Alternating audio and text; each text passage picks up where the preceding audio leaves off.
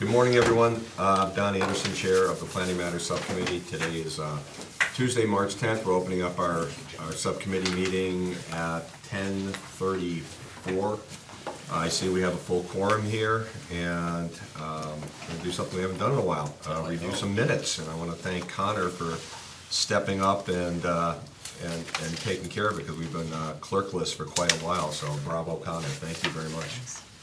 All right, you had a chance to look at them, and I did my look through. I didn't see anything out, albeit this was back in December, but I don't see anything that leapt out at me as anything needing corrections, but you may have something. I just have a few comments. Thank you, first of all, Connor. You're welcome. Under the members present, I just wanted to correct John Torsh's name. Oh, his spelling. It's Jonathan Torsha. Sure. Either it's Jon or Jonathan. Okay. I chatted with him last time, he doesn't care. That is correct. The other item is on page 2, at the very top, where it speaks to Attorney Manaleski suggested that she referenced 4.4, and I think we need to be a little bit more site-specific. Section 4.4 of the proposed bylaw, because we're dealing with sections of our zoning bylaw. Okay. So section 4.4 of the proposed bylaw, in that section. And then the other piece is on the very last page. Hi, Jane. On the very last page, under the motion that Mr. Anderson moved, that 3.10 state, quote, public transportation service area to support bus stop, regional bus, rapid transit bus, shuttle bus, or ride services, end quote. And then the zones are referenced, and we need, somehow there has to be some clarifying language, what A, B, N, all of those letters mean. Now, if that was the way the motion was read, then then it should stay there. However, maybe there needs to be just some sort of clarification that within the table of uses, zones AA should be, and I mean, Connor said he had trouble with it too. He didn't know how to write it, but if you don't know what you're reading, it's just a bunch of letters. So we put in a kind of a parenthetical comment for C, refer to our zoning bylaws for definitions.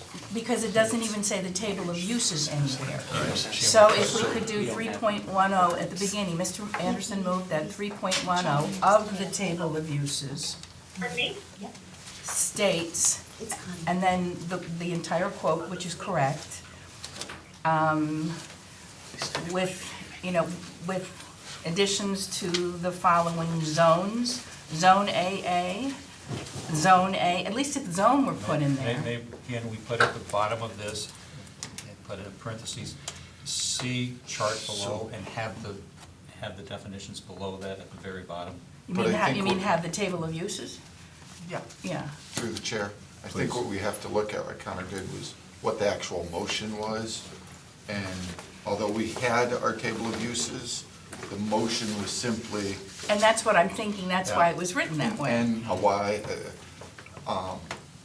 and because the motion was done that way, I think we have to put it in the way the motion was actually read in.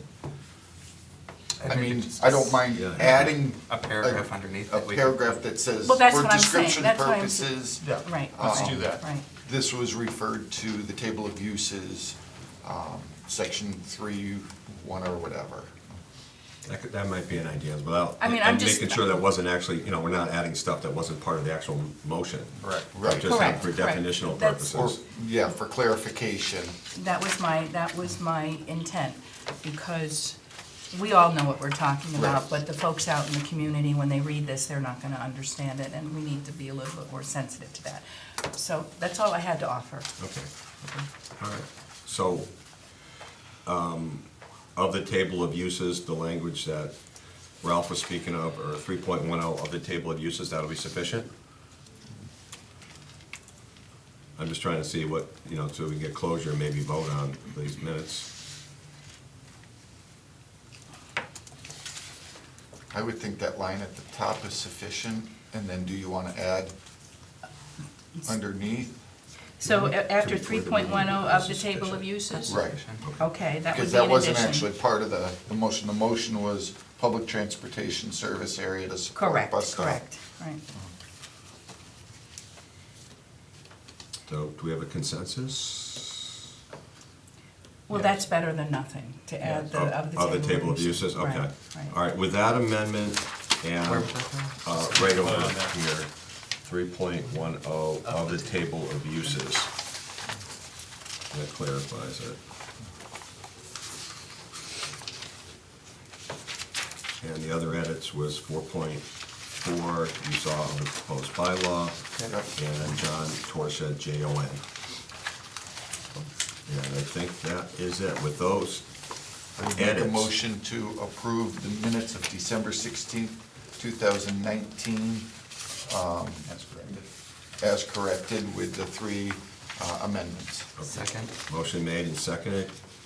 Hearing any discussion? Hearing none, I'll call for a vote. All in favor, please say aye. Aye. All opposed? Motion carries unanimously, 5-0. Let's see, I just forgot to mention that the meeting is being taped by East Long Meadow Cable Access, so we have a lot of viewers on there, so just hopefully on YouTube or on our local cable. Anyone else recording this meeting? No one else, okay. Continue. All right, hopefully everyone signed in for our sign-up sheet. Who's here?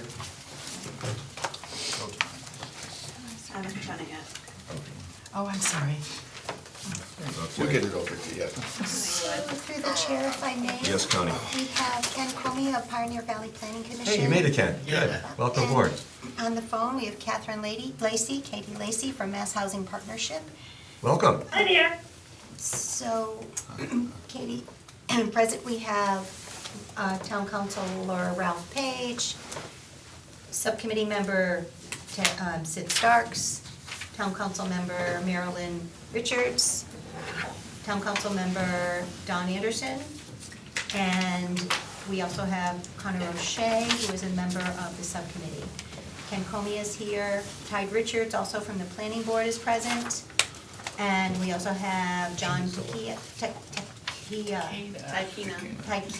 I'm sorry, who represents the developer, and Attorney Jane Medaleski, who also represents the developer and our parties of interest, in particular to 330 Chestnut Street, which is the parcel that could be suitable for mixed-use village zoning.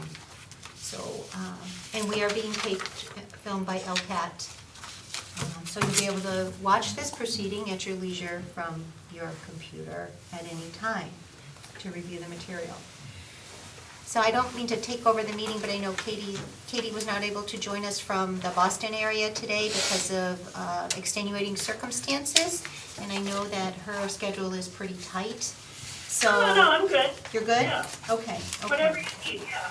I'm just here. Okay. Thank you. Okay. Thanks. Yeah, I apologize for not being there. Our team of 5, the boss is moving on, and then another member is adopting a baby today. So that's that good came together news. very quickly. So we're just down to 2 at the moment, and someone else has the flu. Yeah. We have a travel ban in East Long Meadow. Don't worry, I'm not coming. So, what I had hoped that Katie could do, as well as Ken, is discuss with you some of the issues of concern that have been brought up regarding affordable housing, inclusionary zoning, and planning for the state housing inventory of affordable units, and how it may be integrated into this proposed bylaw. And Connie, you've shared with both the latest draft of the mixed-use district bylaw, correct? Yes. So they're up to speed, okay. So, Do they have the actual latest, if I may, the latest draft with all of the red taken out and the strikeouts out, the most Okay. final document? that which was sent Yes. by Ralph. Okay, Yes. perfect. Yep. perfect. Yep. So, I think maybe if we could start with Katie. I brought Planning for Housing, your key terms and concepts, the brochure that MHP did. You know what, I guess it's not submitted. But it gives a nice overview, key housing terms, what do we mean by affordable housing, planning, production, housing production plan resources, what is Chapter 40B, what is a housing production plan, what is safe harbor. So that's Ken's purpose, actually, is he's going to be working with us on a housing assessment. I think I mentioned that. And what we're trying to do, obviously, is tie everything up and have a zoning bylaw that is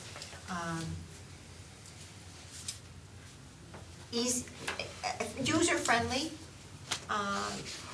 So we wanted to make sure we had the correct definitions and the correct terms. And this is where you and Ken both come in, because this is your area of expertise. If I may. Yes, Sid. Through the chair. Katie, this is Sid Starks. Yeah. You've had a chance to look over everything that you've been sent. First of all, what are your thoughts on what we've done so far, and what do you see we need to improve on? Can I just ask a few questions first? Sure, we're just trying to get this buttoned up ourselves here. No, I got it. Do you go by Constance or I go by Connie. Connie? You very kindly sent the plan, the zoning map amendment. I'm just trying to get a little better handle on what you're doing, and then I'll quickly switch to the topic. Is this the green hatched parcel on the plan? I mean, how big is the area you're considering? Can I jump in, including please? in this? Can I, just to be clear, Yeah. this is Don Anderson, the subcommittee chair. Hello. Hello, and welcome. What is before us is not the project. It's not this particular piece. Our challenge is the planning board has put together a proposed mixed-use bylaw. And part of what we do on the town council is we have subcommittees. And our subcommittee, since a mixed-use bylaw needs to go and get town council approval, we have a review process and a comment process of a subcommittee, which we call the Planning Matters Subcommittee, which is what we're all about here. And we've been having meetings almost every 2 weeks for almost the past year, working on this. So we're not focusing on, even though you're gonna hear reference to, Chestnut Street and so forth and so on, our focus is on a mixed use, which we now call village district bylaw. And so even though you're looking at the proposal of a piece of land that was the impetus for the planning board to create this draft bylaw to come before us for our review, so we can then make comments and to the council for their own process and vote, we are not voting on the project. So, I mean, that's more, you can look at it, but it's really not material to what we're doing right now, just FYI. No, I completely understand. Just a little background, I was a planning director for 13 years, so I get the mass land use, I get it. So you're thinking this might be something that could be an overlay district that you could use in other areas even? No, it's gonna be, they'd have to, at other areas that qualify with the 40 acres, et cetera, would also have to request a zone change. This is not an overlay. To the only extent that there's an overlay component on this, and I can see why you're thinking that, is if the previously underlying zone were residential, the height requirement on the zone change would be tied into that previous zone.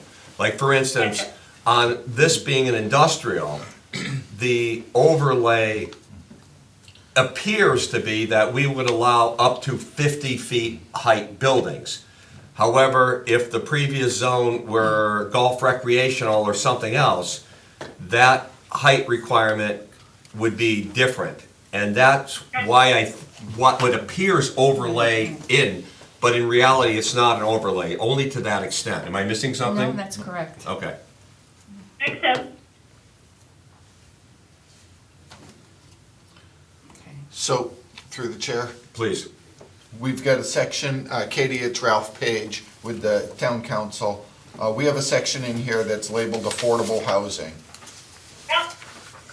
When you take a look at that, did we cover the affordable housing aspect for a mixed-use village? We want to make sure that the town doesn't slip further behind in our affordable housing. So that's why we added this into this particular district as we were creating it. No, you got it covered. I mean, I think, you have, so section, I'm looking here at section 5.3-B-13, affordable housing. Correct. You can do this any which way. This, to me, is a definition that you put in the beginning.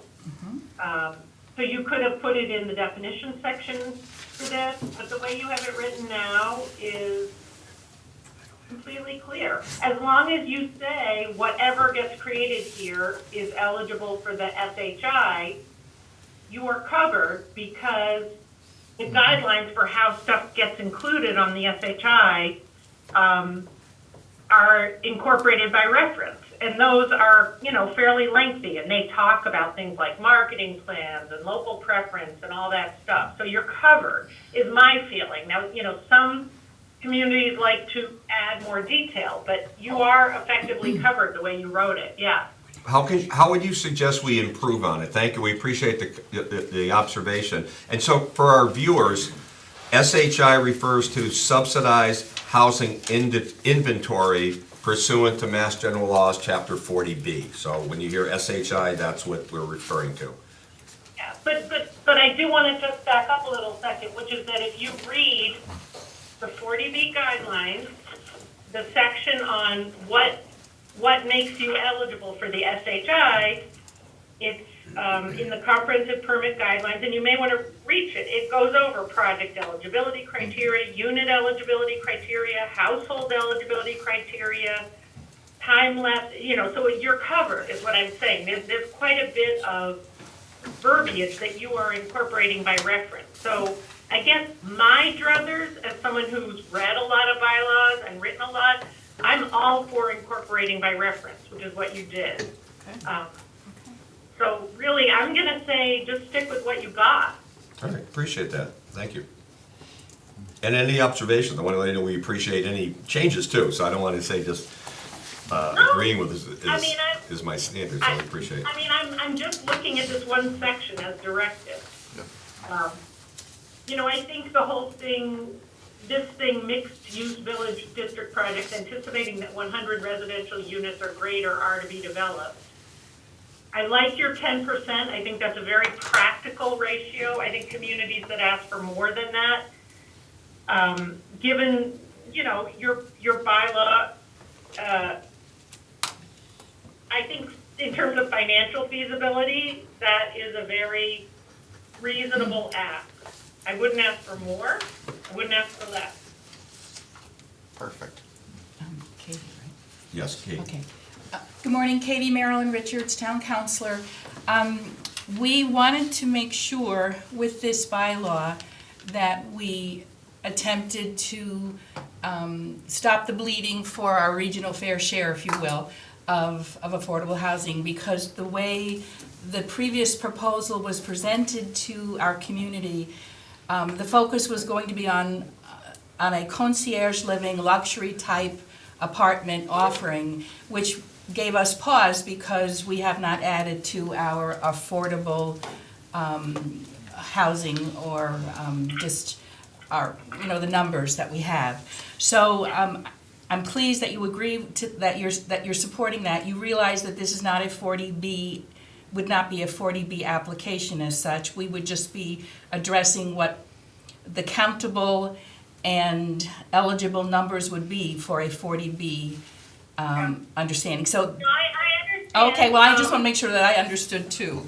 Okay. Well, partially it's a little confusing because all the rules about the 10% what's eligible, what's not eligible, are incorporated in the 40B statute. So I completely understand you're not talking about 40B, you're talking about inclusionary zoning, or That's a piece, that's what local action units is what they're gonna be, but they Okay. are actually technically, and your council can back me up on this, sort of under the umbrella of 40B. This is where the SHI came from. So, I didn't mean to confuse you by that. I know what you're doing. Okay, The units that get created out of this will go on the subsidized housing inventory through the local initiative program as local action units. So there's sort of a mechanical nature to this that's under the umbrella of 40B. But I get it that, I understand what you're doing. okay. Thank you. The word inclusionary, we've been very careful to pull that word out of this particular document because we were looking more to an affordable piece with this type of district creation. It doesn't, as far as I see, I mean, this particular formula would be just utilized within the mixed-use village district and not with any other development in the town. Models of inclusionary zoning that I've looked at can and could be, written to address any kind of future development within the community. I don't believe that is the focus of the Planning Matters Subcommittee with this endeavor because we are not the planning board. If the town in its wisdom wants to move forward with an inclusionary bylaw to kick in with other development, I mean, I just want to make sure that we're not getting confused or caught into something that was not the intention of this committee. No, you are not. Okay, thank you. Let's go. I think getting hung up on whether you call it is, what you've done is exactly accurate. You've created affordable units. I will tell you, because I happen to have spent a lot of time doing this, inclusionary zoning programs come in all flavors. Sometimes they just affect one district, sometimes it doesn't really matter. But what you've done here by just saying, in fact, in Hingham, where I worked before, we did the same thing. We said for multifamily housing, X% of the units are gonna be affordable units as defined by the SHI, the end. It was one sentence long. Okay, thank you Thank very you. much. Yeah, no, you did what you needed to do for this district. Okay. Perfect. Any questions? Moving forward along that same section, you saw the percentages and the ratios and so forth. Did anything there give you pause, or does that look pretty good? That was fine? No, I mean, it's not, again, and your council's there, right? So, I mean. No, our council was not there. The council is the town council, but our No, I town understand. attorney is not here. I understand. I thought there was I thought you had legal counsel. No, there's an attorney for this project, there was a proposed project that's led to the planning board looking at creating a zone, and the attorney for the proposed project developer is here, but not anyone representing the town council or the town of East Long Meadow. Okay, well, okay, just to let you know, so the phased development requirement that you are proposing is also covered in the SHI guidelines. It talks about phased construction, but there's no harm in Belton, referring to it again, those rates are fine. The item B, the affordable housing unit shall be integrated with the rest of the mixed-use village development is also incorporated. It's also baked into the eligibility requirement for getting on the SHI. But again, I don't think there's any harm in mentioning it again.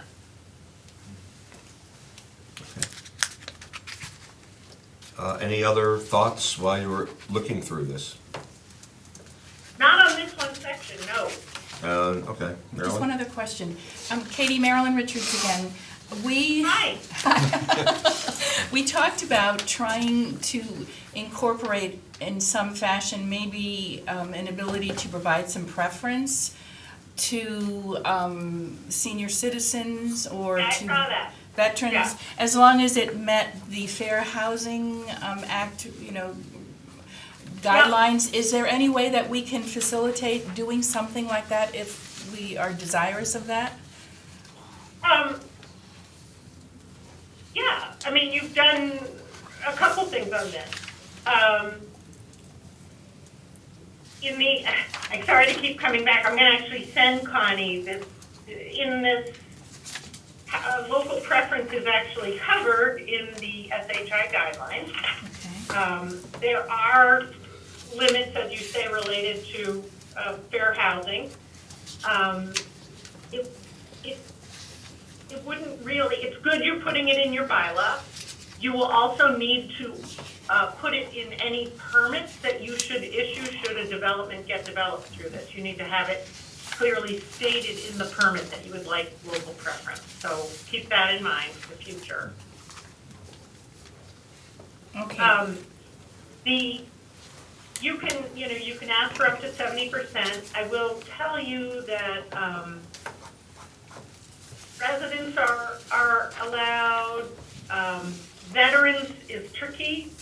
The DHCD doesn't always let you do that. So any sort of special, hold on, let me just look it up. I'll tell you what it says right here. While you're looking it up, again, Don Anderson, it's not in our draft, but could we add first responders? No. No? Okay. I mean, you can say town employees. I can't find it in the Okay. document. You can say town I employees. mean, honestly,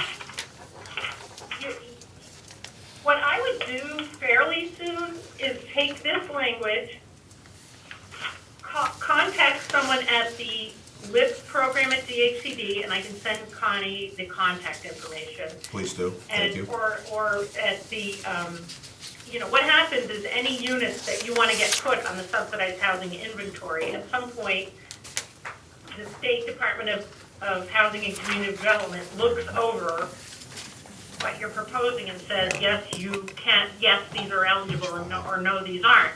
So it's always a good idea when you're drafting these bylaws to run it by them and say, hey, would you count these units if something comes out? And it's a quick process, but just get it checked out. It's like going to the doctor, I think that's a great idea, and I'm pretty sure I can speak for the subcommittee that we would welcome a review from them. So Connie, once you get that information, if you could pass that on, I'd appreciate that. I Jane. have Chris McClave, who's general counsel at DHCD. I have her contact, so if you want me to send you that person, I can do that. Who do you know? Her name's Chris McClave. She's general counsel. Yeah, I would actually Roberta Rubin's general counsel at DHCD. Chris McClave is general counsel there too. Okay, I'll send you who we usually deal with on matters of local preference. Who's actually the assistant, Margot LeClaire. But if you know someone great, that always helps, So Katie, it's Connie again, just for clarification, looking at 5.3B-11 additional provisions, letter D, the proposed development shall be subject to the provisions of a host community agreement negotiated by the East Long Meadow Town Manager and approved by the East Long Meadow Town Council. This agreement shall address impact issues such as, but not limited to, traffic mitigation, affordable housing, school enrollment, public safety, peer review as some examples. Should we be clearer in that language as some examples, because that's open-ended. And then furthermore, to the extent permitted by the Fair Housing Act, this agreement may address housing preference as it relates to senior citizens, East Long Meadow residents, and veterans. So that's the language I believe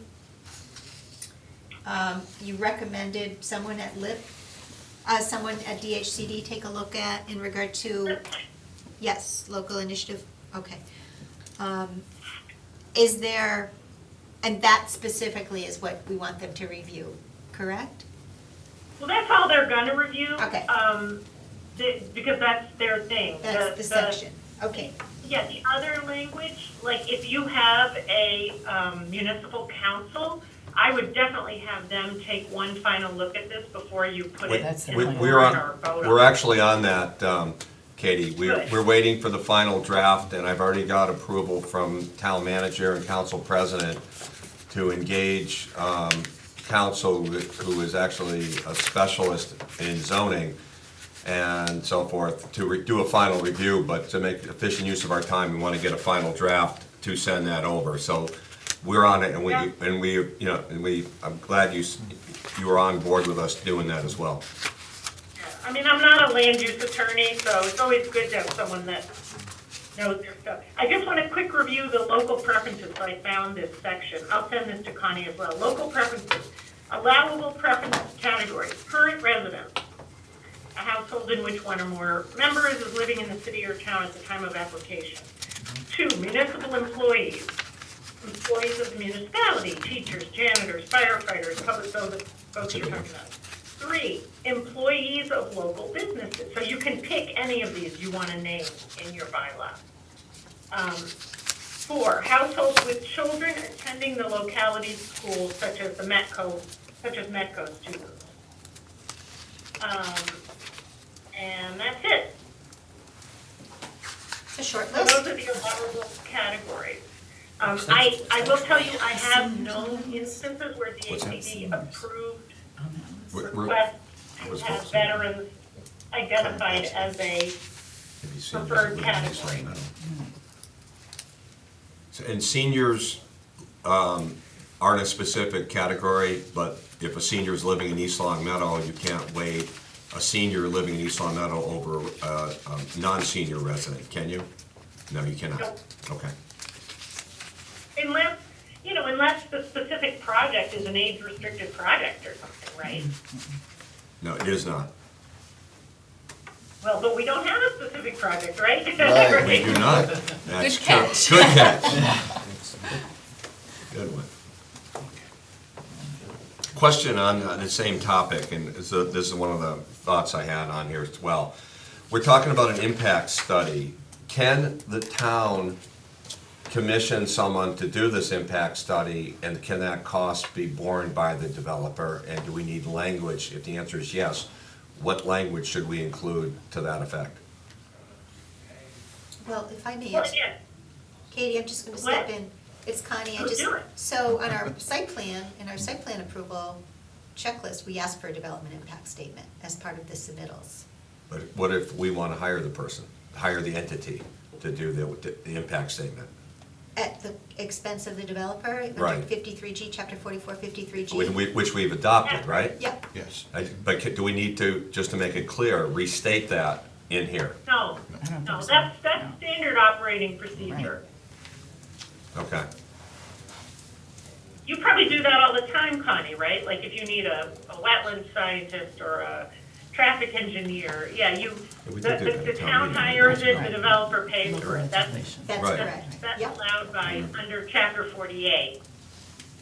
yep, and 44, 53G, That's right, yep. So we are good, we are covered. you're covered.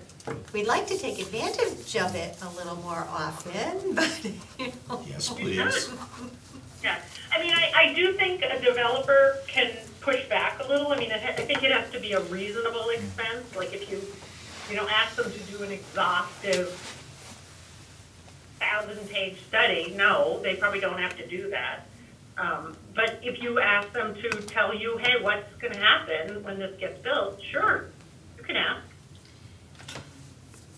But if I may, to be in full agreement with the subcommittee, sometimes if things aren't stated, a developer will push back. So maybe it might be in the best interest of the town to include some language, some verbiage in regard to the presentation of a development impact statement. Sure, Yeah, whatever you want. I mean, you have some language there now. so, I was just trying to make it clear to some out-of-area person reading our bylaws coming in, that's not gonna come as a surprise that the town's gonna ask for that cost to be paid by the developer, even though I think anyone doing a due diligence will understand that we've adopted the statute at a previous town I meeting. think anyone doing business in Massachusetts is well aware of that. Okay. So through the chair. Yes, Ralph. That section we were just talking about, this agreement may address housing preference as it relates to, we have senior citizens, East Long Meadow residents, and veterans. Should we look to change that language, take out senior citizens, and possibly put in municipal employees? I would think so. If senior citizens is not considered a category, then I would say municipal employees. That certainly covers first responders, school teachers, and so forth. Do you want to I'm take trying to this? see if I have an example of one. Well, through the chair, I think what we're looking for here is, obviously, this is under the host community agreement, and this will be up to the town manager. The town manager may look at this and say, these categories will be used, but this won't. I'm just thinking if senior citizens is off the board and we can't use it, we shouldn't use it as a reference in here. But this isn't taken away from the town manager being able to negotiate whatever the agreement is. Actually, can I just interject real quick, and then, I don't want to get too into this, but the stuff about local preference, it shouldn't be in your host community agreement. It should be under affordable housing.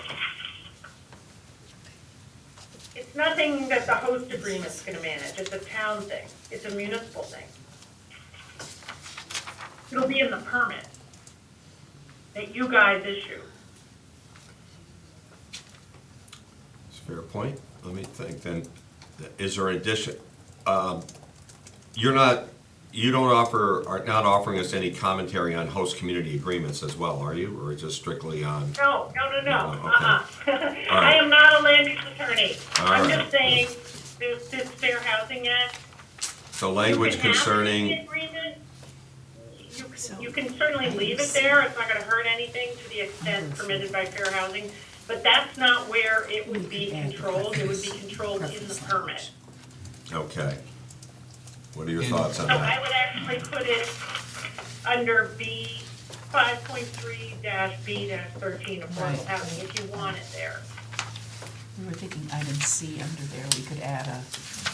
So you have A, the phasing, B, the integration, C, to the extent possible, local preference will be used, or something like that. You follow, Connie? Yep, thank you. Okay. All right, that makes sense. Are we gonna continue, keep the language as well, strike that language in the section D of the language regarding the host community and move it there, or repeat the language there? Strike it. All right, so to the extent permitted by fair housing, this agreement, so obviously this agreement's not gonna be, it has to be changed too. Because this agreement is referring to the host community agreement. Right. So instead of this agreement, put the special permit, because it's the permitting process. I would think so. All right, so to the extent Yeah, permitted by. the host community agreement is typically distinct from the permit, Okay. Okay, outside of the right, to the extent permitted by fair housing, the Fair Housing Act, The special permit, the special permit, name, address, mayor shall, So, through the chair. please, Ralph. Katie, Ralph Page. The permit that you're discussing is what we call our special permit, am I correct? Because this development, when we first started, may not have even been under a special permit. So, if it wasn't under special permit, where would we be putting this information? Oh, you mean this is gonna be by right? No, that's what I'm saying. We chose to do this under special permit.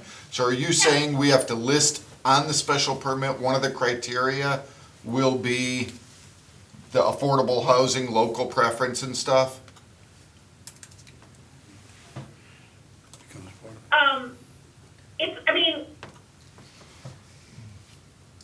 Or by, Usually there is a sentence in the, if you want, again, it's, by having them eligible, you can ask for local preference. Like, this is getting a little Yeah, All right. confusing. When you refer, But I think I can jump in and ask Katie for clarification. When you make reference to on the permit, what are you referring to as the permit? The building permit? The special permit for the development. Okay, good, we are on the same page, okay. okay. The special permit for the development, thank you. You know how a special permit has conditions A, Yes. B, Correct. C, D? Absolutely. The road will do this, you can, special permit condition L will be, to the extent possible, local preference will be implemented. It becomes a condition of the special permit. Yeah. Okay. So just to get back to our language, to the extent permitted by the Fair Housing Act, the special permit may address housing preferences or shall address housing preferences as it relates to municipal employee, East Long Meadow residents and veterans?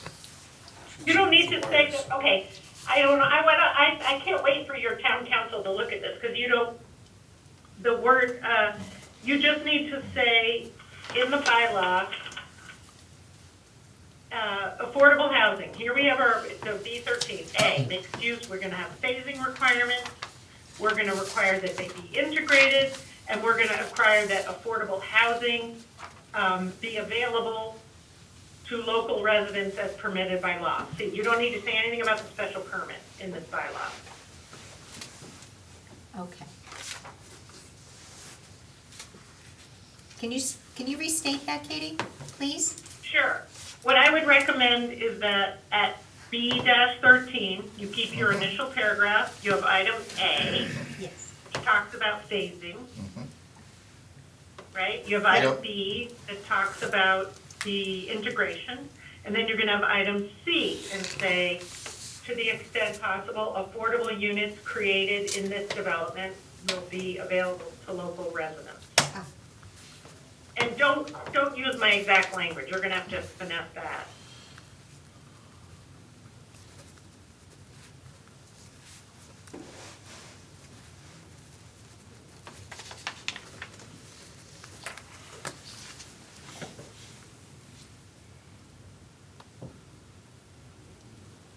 So we could say local residents and town employees.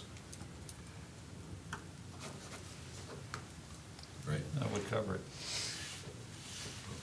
But through the chair, wouldn't that be a percentage? You can't make 100% of it, because that would not, you'd be challenged under the Fair Housing Act. Yeah. I think you say 50% of the, To the extent possible, affordable housing would be available. Now we have to start. But- yeah, but can you wouldn't say, just say, well, I'm gonna send Connie the language for local preferences, and then I'll try to find a bylaw that mentions this, because I think you'll see it's fairly straightforward. Okay. but you want to take out to the extent possible, because you want to make it a requirement to say that it requires 50% preference for local residents. Remember, you can ask for up to 70%. Pick a number. Town's not that big. Yeah. Well, We don't have that many employees. But at least you're offering it to the town first, residents of the town, and say up to 50% would be offered to the town, and if you can't fulfill it, then you would go to the market. Well, the issue is not gonna be so much that, it's gonna be issue if one of the people from the town end up moving or passing away, then the question is, when they fill that spot, is there still gonna be a preference? No, there will not be. Okay, it's only It first goes instances. for the first rent up or the first sale. Okay. It's a one-time deal. Oh, so these aren't in perpetuity? These aren't No, deep? Not the local provision. That comes as a big surprise often to a lot of communities. No, the way it's written, it's a one-time deal.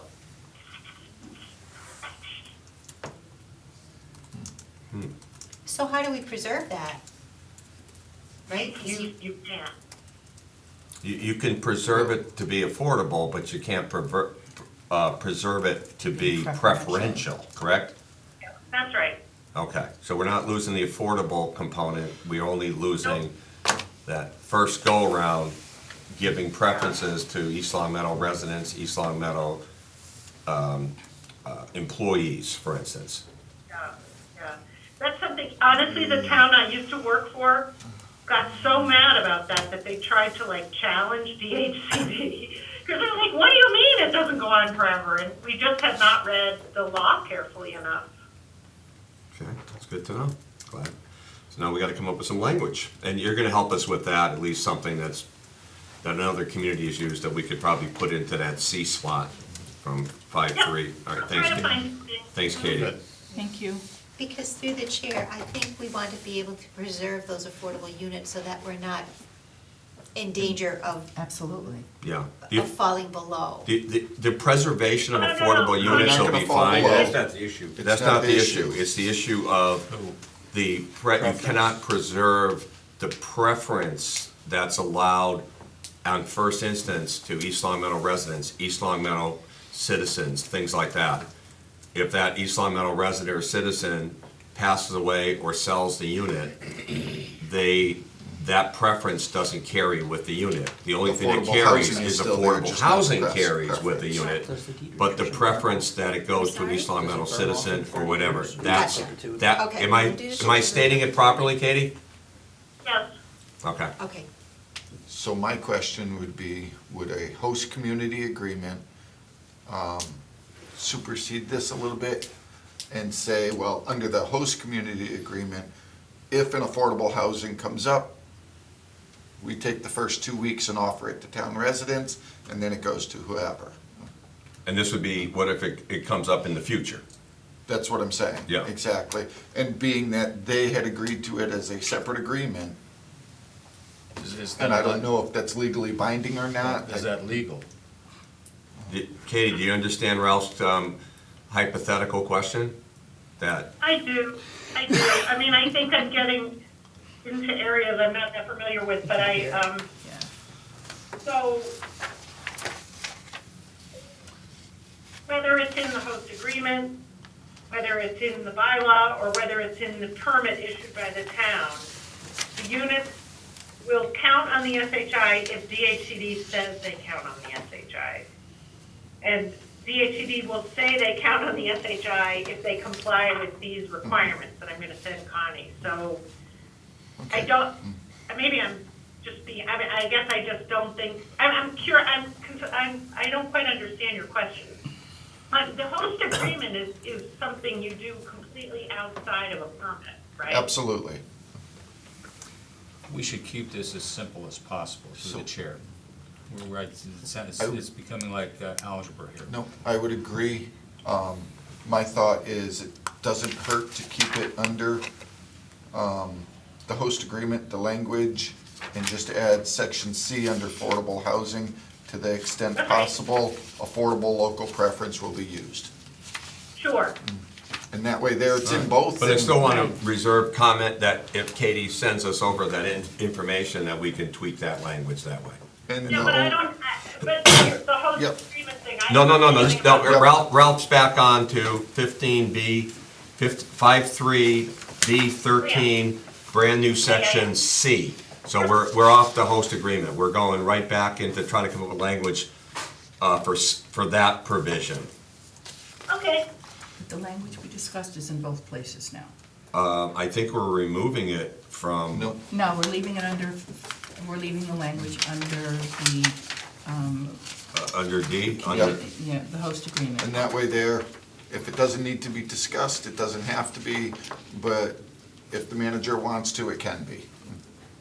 It gives more leeway, in my opinion. So it's in both places. But we're replacing senior citizen, which is With not municipal included with employees. municipal employees. Yep. East Long Meadow residents and, Through the chair. what was the third, what was the Connor's on third? deck. We have East Long Meadow residents, veterans, But I thought veterans was an issue. Did I misunderstand, Katie? Veterans is okay? yeah, veterans are not a permitted category for local See. preference. Could you restate, if you don't mind, what are permitted categories again? Sure, let me look it up again, sorry. No, don't sorry anything, I just want to make sure, because I think we're crossing over some of the language we had with Okay, it that. says allowable preference categories. A, current resident. A, preference categories. 1, current resident. 2, municipal employees. 3, employees of local businesses. 4, households with children attending schools. Can I just seek a clarification? Go ahead, Jane. Is the town looking for preferences to only be applicable to the affordable housing units? Or are they looking for the other units No, in addition just- to just just affordable- just affordable housing Just units. wanted to make sure. We want to make sure this counts I just toward our wanted to make sure. SHA. So then I wouldn't put it SHI in numbers. both places, I would just have it in the affordable Yep. housing, because the other one makes it kind of seem like you want preference to be like, No, I think we want to make Plan. sure that the numbers count toward SHI even numbers. That's fine, I the- just wanted to the make key. sure. I promise Connor next, go ahead. sorry Connor. No, that's okay, Jane.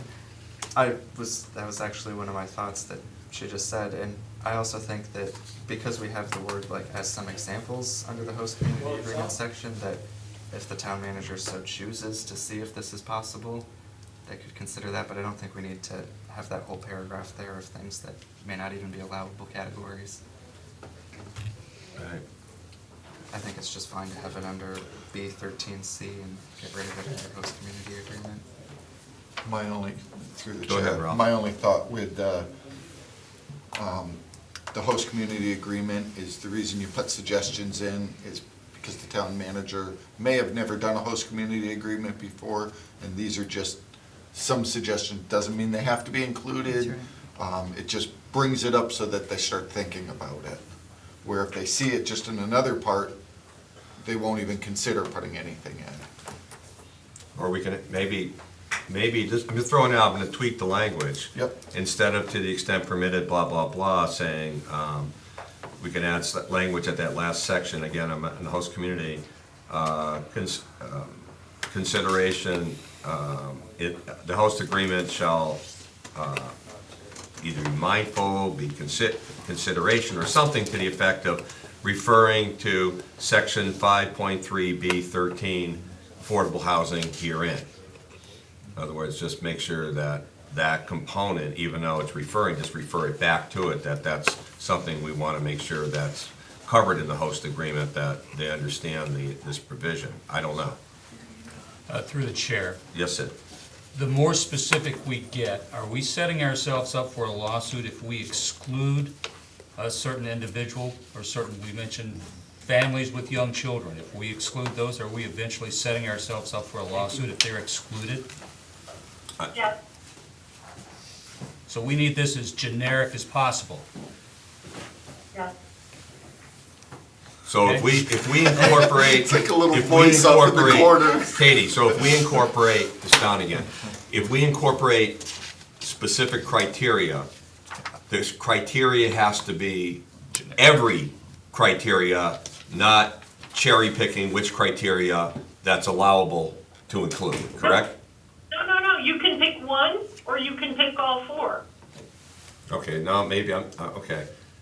I just, You can say local preference for Exactly. current residents, you can say local Right. preferences for municipal employees and households with children attending the schools. You can pick any of those 4, or all of those 4. Forget about the answers to you, Sid.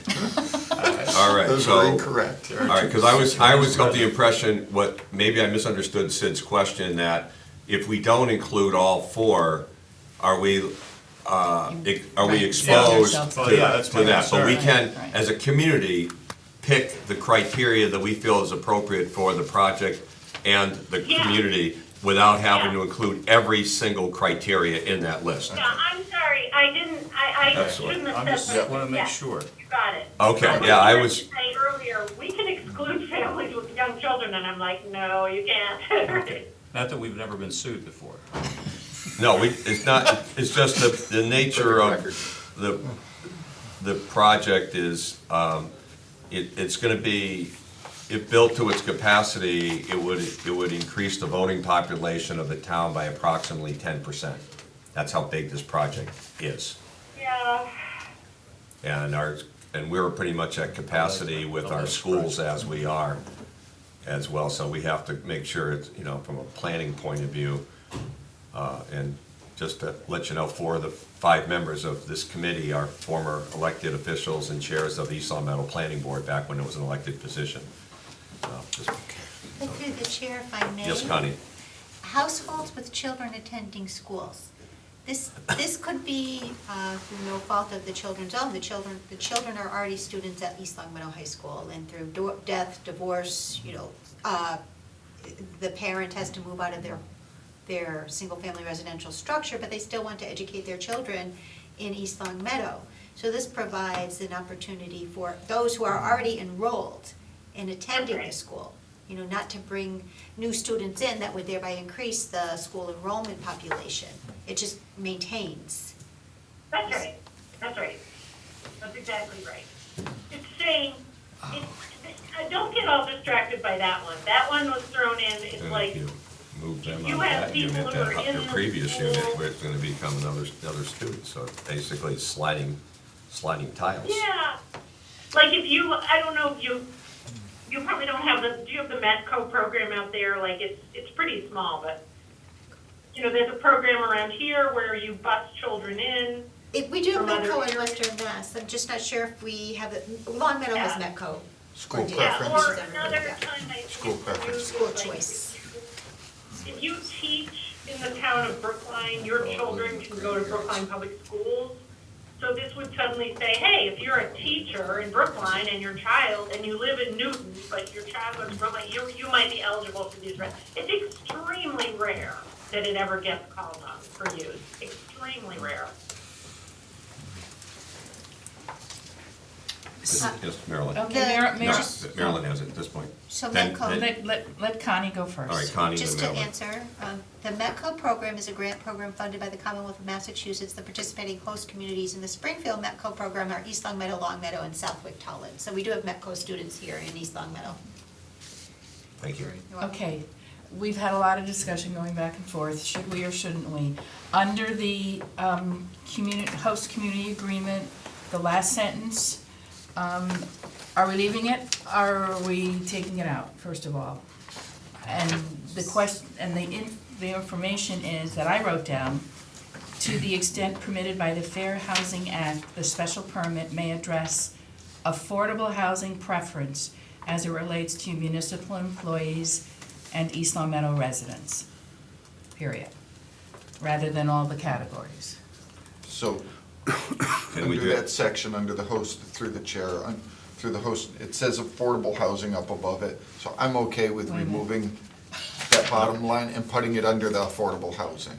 Okay, so now okay, that's fine, So, I just wanna make sure I we're just- all on the same page. But I didn't notice up above, That whole section is affordable housing. under the host community agreement, up above, it talks about affordable housing, school enrollment, public safety. Then we drop down to the last line, to the extent permitted by the Fair Housing Act.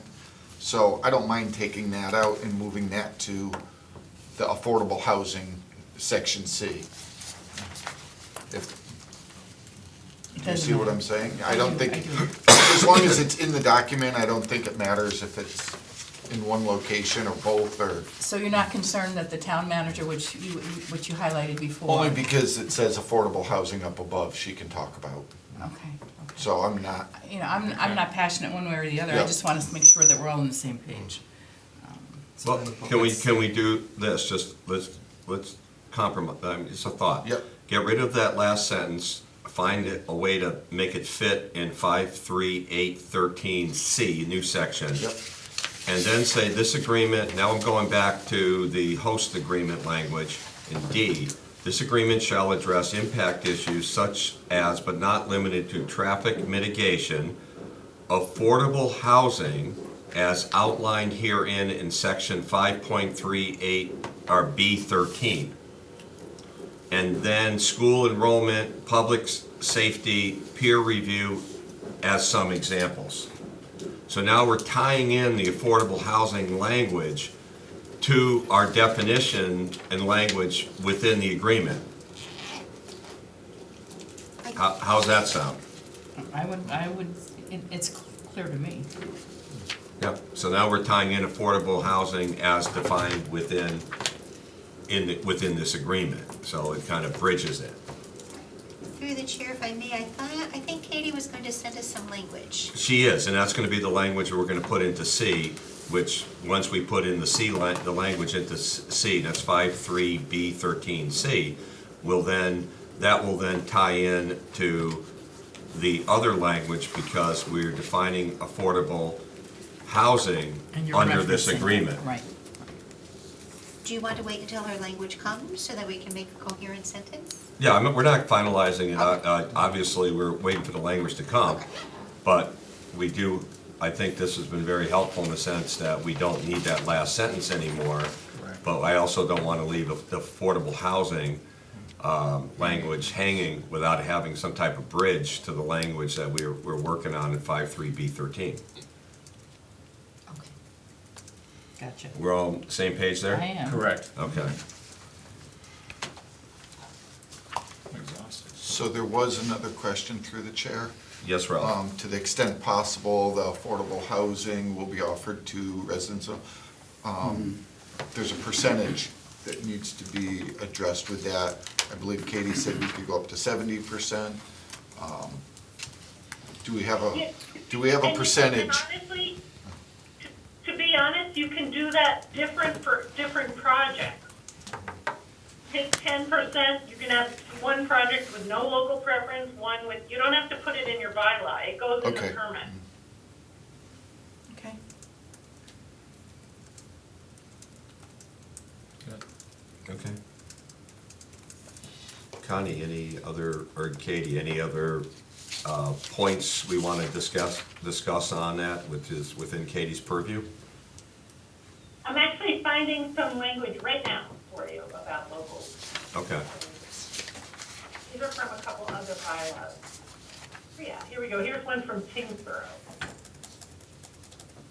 Now, they chose to put in the veterans, but they said, to the extent practicable, local preference should be included, blah, blah, blah, and then DHCD turned them down. I'll send you a few, Keep it I'm simple. pulling some right now. Ones that aren't turned down right now by DHCD. Good call. Yeah, non-rejected ones. I said, at the end of the day, we want to make sure it counts as toward our SHI inventory. Through the chair. Yes, Connor? I think whatever language we do wind up picking for that, I wouldn't want to see us list the specific categories. I think it should just be generic to say whatever categories the LAVA laws could be considered. Through the chair, I agree with Connor. The list could change. Veterans could appear on the list tomorrow because of our lobbying effort. That's right, that's right. I still think East Long Meadow residents should always be on the list. Yeah.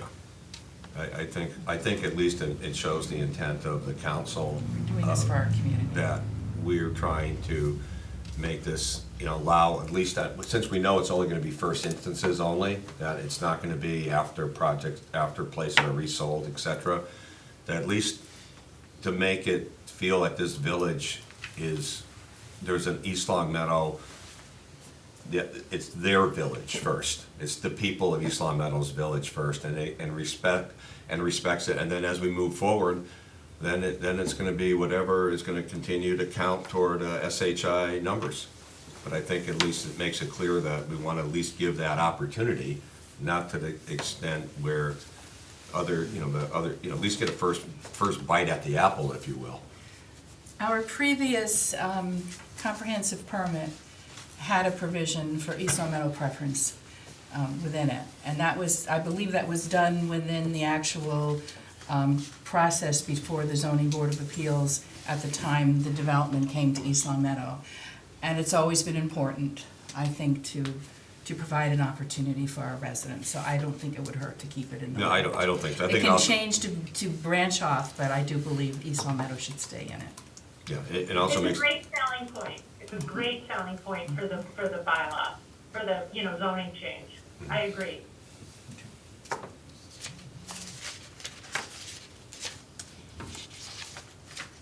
And remember, again, this present preference is only for the first owner of the units that qualify. That's it. And then afterwards, it's open to anyone that would qualify toward our SHI numbers, which could be anything on that list. But at least it shows that at least, we want to make a statement to try to make this an East Long Meadow first project to the extent we can do that legally and in compliance with the inventory numbers, and then it becomes whatever is allowable under the law. All right, so we'll defer buttoning up some of the language. I think we're clear on D. That suggested language I was throwing out of tying it in to 5.3B13. Correct. And then we're waiting on language Katie's gonna offer us to take that last sentence out of D under the host agreement language, and then rework that language into 5.3B13C. Correct. Is that correct? Right. Yes. Okay. So that is, we will wait on that, and that'll be for the next meeting. Anything else, Katie, that? I'm sending it right now. Connie is I'm sitting here. okay, so here we go. It's coming. I just pulled from Yarmouth. They're inclusionary, well, so don't worry, they're similar type of things with affordable units from Yarmouth, Belmont, and Melrose. And you can see it's quite short. That's where you It's sent- Yeah, they're bringing some beautiful affordable housing units. Actually, the old Mill Hill Club is now, not necessarily affordable, but it's a senior, but down on 28, they put a very nice affordable housing We're project. talking about Yarmouth. Yeah, they allow attorneys there now, Don. Occasionally, and you know who their town manager is? What? What's it, Leon? no, Knappich. Yeah. Yeah, he's their town, or actually town administrator. I think they're still under they have town meeting, I believe. So, through the chair, if once this comes through, if it's short language, I can adjust on the fly so Okay. that we can take a vote, and Get this I going. would rather, Oh, I would too. I just want to see the language. So it already hit you? You want to send it to, perfect. yeah. So, through the chair, Yarmouth's language reads, local preference. To the extent permissible by law, local preference will apply to the selection of tenants and purchasers of affordable dwelling units. Local preference criteria is set by the Community Housing Committee and is approved by the Board of Selectmen. So that's Yarmouth. Belmont reads, C, Belmont They don't resident. have a community selection committee. Since there is a local preference for some of the affordable housing units, the people or households that may qualify for the local preference must be Belmont residents, defined as follows. 1, an individual or family maintaining a primary residence within the town of Belmont, or 2, an individual who is employed an individual who is employed at least 30 hours per week within the town of Belmont, or 3, a parent or guardian with children attending the town of Belmont Public Schools. So those are the 3 criteria, and they're OR criteria. And finally, Melrose, unless otherwise prohibited by law, 70% of the affordable units shall be offered initially to Melrose residents, persons employed within the city of Melrose, or households with children enrolled in the city of Melrose's schools. So, and you can cut and paste if you like one. That's right. That's right. And you can further adjust it for each project that gets approved. Why don't I forward this to you right now? Perfect. Forward the language to you all? Okay. May I? Please. Marilyn Richards, while, listening to it, the Belmont language seemed to focus on residents and family. Whether it's, residents or, there is a parent of children that are currently in the town or something. And that certainly is not a negative in my opinion, to focus on those strengths, but that's, either that or Melrose. Melrose is also touches on some of them. But I do think East Long Meadow preference, folks who are currently living here. I'm actually back to the original language as we're modifying, get rid of the last sentence over in D and say, and then make it into C, to the extent permittable. Right. To the extent permitted by the Fair Housing Act, the special permit I'm not going to use may or shall address housing preferences as it relates to municipal employees, East Long Meadow residents,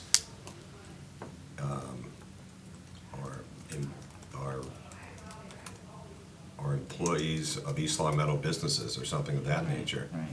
I think we don't have to necessarily go, because the other part gets still convoluted when they talk about organizations that we don't have created here in town. Like, what's that committee in Yarmouth? Not the Board of Selectmen? Local preference, the Community Housing Committee. Right, right. Yeah. So through the chair, Yes, Ralph? under C, under the affordable housing, currently what I have is, to the extent possible, local preference will be used, period.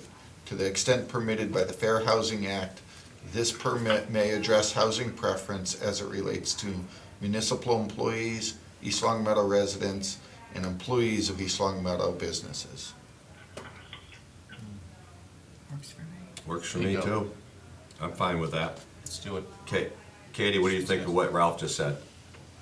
Sounds Read good. Read it again, please, sir. Okay. C, to the extent possible, local preference will be used.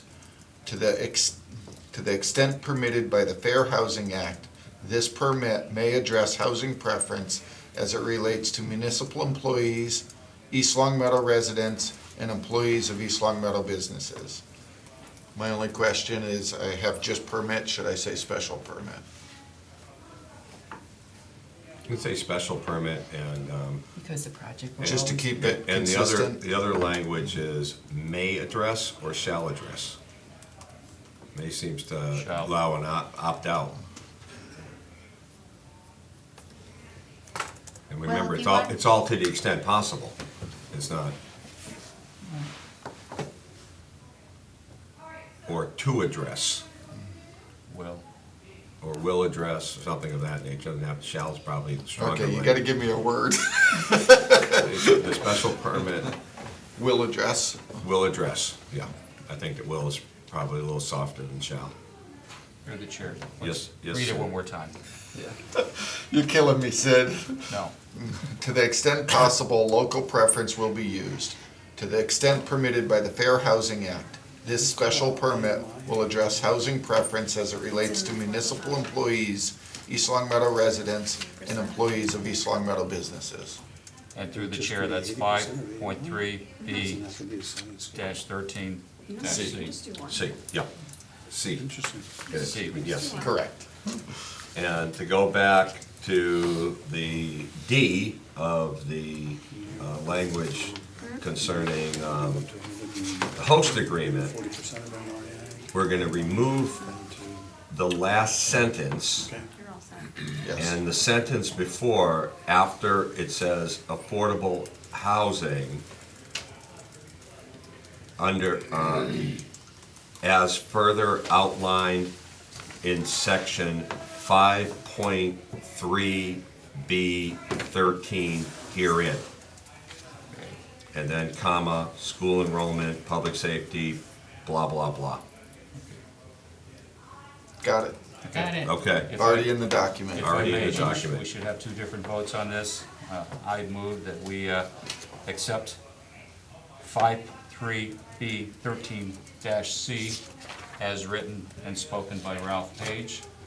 okay, I have a motion on the floor. Is that Second. motion seconded? Motion made and seconded. Any discussion?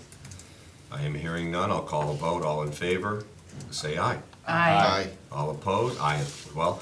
All opposed? Hearing none. Motion carries 5-0 unanimously. So now that takes us back to, Now, Ralph, if you could read the revision to D of the host community agreement language? Would you like me to read all of D? Just the part that's been edited. If you want to read the whole thing, I'm not stopping. come on. Well, I'm gonna start with this sentence Okay. then. Actually, let me read the whole thing. Go The for it. proposed development shall be subject to the provisions of a host community agreement, HCA, negotiated by East Long Meadow Town Manager and approved by the East Long Meadow Town Council. This agreement shall address impact issues such as, but not limited to, traffic mitigation, affordable housing as further outlined in section 5.3-B-13C. Oh, no, not, forget the C part. 5.3B13. Okay. Herein. Herein. Yeah, C is only, I want the, Okay, no, this should be the whole that's- thing, not just that section. So affordable housing as further outlined in section 5.3-B-13. School enrollment, public safety. Herein. Peer review and some, Herein Herein. after 13. Yeah, the word herein, one word. One more time. affordable housing as further outlined in section 5.3-B-13 herein, Comma. comma, school enrollment, public safety, peer review, and, as some examples. Yes. Okay. I like It it. only took 5 of us. I move that we accept the language for 5.3-B-11D 13. that Ralph just said. And this further, we're not, that last sentence was not mentioned by, intentionally. So we're removing that last sentence, that was in our draft that we're working on. Second that motion. Oh. Okay. Motion is made and second, just want to make sure we're clear on it. Yes. All right, any discussion? I hear none. I'll call a vote. All in favor? Aye. All opposed? Motion carries 5-0. Good. Katie, you've been very helpful on this. Thank you very much. Thank you. I'm sorry about just the difficulty of doing this over the phone, No, but it was interesting listening to you guys. You're more than welcome to follow us on East Long Meadow Cable Access, I'll be there. LCAT 01028 on YouTube. Please follow. And like our YouTube, yeah. Go ahead. And it sounded like there was sort of singing going on in the background. I enjoyed that too. That was Connie. That was it. I was meditating over here. Okay. Katie, thank you so much. Oh, you're very welcome. I hope I was helpful. You were very much so. Okay. Any Good other luck. questions before we let Nope. her go? You good? Katie, any other comments before we part ways for the moment?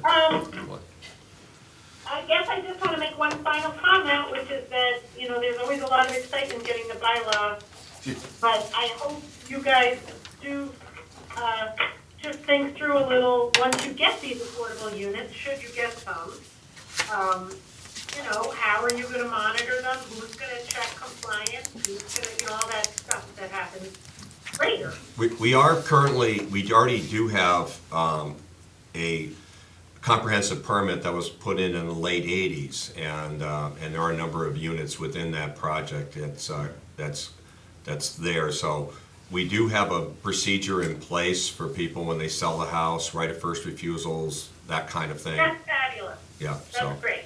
we'll just But kind do of, you have, okay, and do you have someone in town, like Connie perhaps, that is tracking where these units are and what's going on?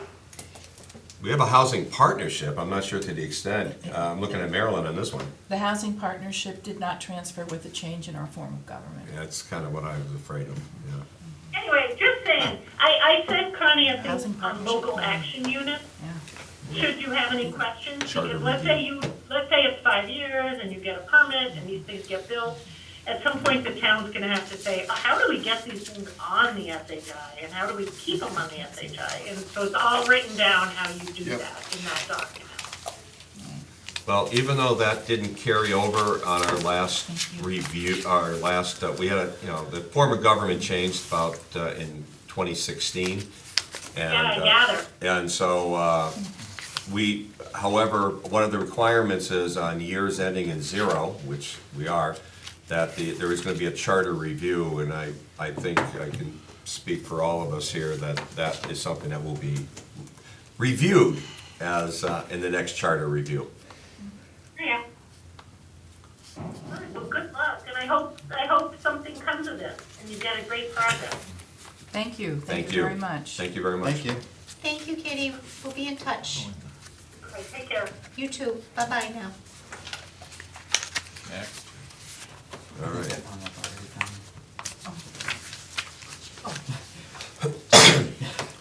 Okay. Let's put this thing all back together the way I had it at the beginning. So I just want to ask you folks. Yes, Connie? So your housing partnership dissolved? No, it just never got carried over. It's not in the charter. No, actually, specifically in the charter, it states that all previous committees and boards will continue. Well, how is it that when we had the availability of, or a unit available recently, the way it was handled previously with the housing partnership, when a affordable unit, in this case at Benton Estates, was up for resale, there was a lottery that was held at the time, that was under the jurisdiction of the Board of Selectmen. Well, exactly, that And was so under the it Board of just never, Selectmen. because, and then the most recent one, I'm not sure who actually, because I wasn't on the council, handled that sale, but I believe it was Boston, Mass Housing Partnership. Department of Housing and Community Development. Okay, Boston. So that, it was handled properly, but not by local authority. Good. So I can give you some information. So Lynn Booth is our housing, what is her title? Housing director. Housing director. So I contacted Lynn Booth, and she did not have anybody on a list. So there's no list that's maintained, because that's the closest that we can. To that To that function. entity, Right, yes. right, okay. Yes, okay. so then I responded to the Department of Housing and Community Development stating we had nobody interested. It was also forwarded to Board of Selectmen, Town The Council. council, right, Excuse me. right. And no one came forward. So Katie's right, we need a better way of managing Absolutely. our properties. And whether it falls under Lynn's purview, there's no Department of. I think it's something to look into. Yeah. I I think the agree, average, I agree, set up I agree. a- average set up person list. doesn't even probably know we have this inventory currently available. I mean, heck, Marilyn and I are the only two people on the council that were elected officials back in the late 80s when this happened. So, And most people don't even know that Benton Estates is part of comprehensive permit. So I'm not surprised there's not a list, because I don't know if it's being promoted. And I think once you get the message out, I think you will find people that want to be on that list for future projects. I don't think the average person understands that. I believe in the past, it would go to the Board of Selectmen.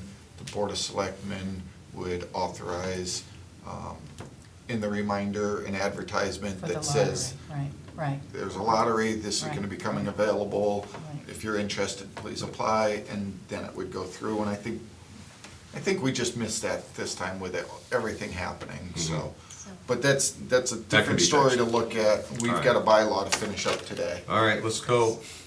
You want to hit each, you want to go over the I'll whole? wait to hear from you. I got the great work done by Marilyn and Ralph on the original, and I also have the modifications, updating information from Connie as well, so, which is basically some clarification as naming the current town manager, town clerk, et cetera, and updating the date on there. Okay, let's, do we, you want to just do you hit? want to just run through and see if there's any questions about anything that is as far as the cleaned up document? I have a few. Yep, Perfect. You want to go to start with page one? Sure. All right. I mean, one's just an overall one.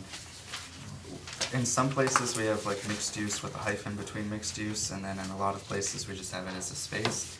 Should they all be one way or another? So, with that being said, every time I went into my computer, it wanted me to put a hyphen in. So I started with hyphens, and then I'm like, oh my God, does it belong there, doesn't it? Right. So that is a great question. Does a hyphen belong in there or not? And full disclosure to this whole process, I spent hours cleaning up a document, sent it to Ralph, and all the things I took out reappeared. And so it was like we were dealing with different computers, we're dealing with a document that is a cut and paste from different places, and it was horrific. So, it doesn't change the intent whether the hyphen is there or not, but whatever you want to do is So- fine with me. Grammatically, is there supposed to be a hyphen? I believe so. I think so. Spell check keeps putting it in on its own. Well, that doesn't mean anything. I That have does to- not I spell have to go by check change spell your, check. Every time I go on- Every yeah. article that I just brought I up do. has a hyphen and You mixed noticed, use. mixed So zone, if it's mixed okay use. with the board, I'll add hyphens in. Hyphen it is. Fine. Great, because when I hit spell check, it'll show me where all of them need to go. Yes. Okay, all right. And that would be on all documents then. Right. Mixed hyphen, okay. Or just do a search find, look for mixed, no hyphen, use, and then hit replace with mixed hyphen use. Or just hit spell check and they all pop up. Special Right. There use. you go. There you go. Okay. Special use. There's a phrase I in mean, special use. again, since it's the final draft, I get to have the privilege of being picky, so you guys can just say, nah, Sure. overhand. I just wrote a couple, just kind of, since that was our last opportunity. 5.3B, design I'll review. find it over here. Do we put down committee, or since design review is now done by the planning board, is further defined in this document, that then leave the language the way it is? So I just wanted to throw it out for comment. Yeah, right here. The special permit. Maybe it's not. Design review from the planning board. So the planning board hereinafter is gonna be the design, because I thought we had in our bylaw that design review was supposed to be another committee. But It by could be. default, it's now the planning board. But it could be another It committee. could be another committee. So this says, this sort of negates that. It says design review from the planning board in there. And I just want to see if that's the intent moving forward, that's cool. I'm fine with that. I just want to make sure that was what our intent was. Can we ask Connie, is there any intent to creating a design review committee? It's part of the current bylaw, I know. and we just have not had any interest. I know there's not enough people to do everything, I realize So- that. So I would maintain it, I would continue to maintain it, should at some point in the future, a design review committee come to fruition.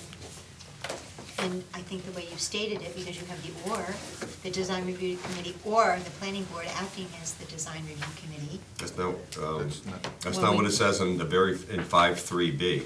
Oh, I'm at 5.3B8.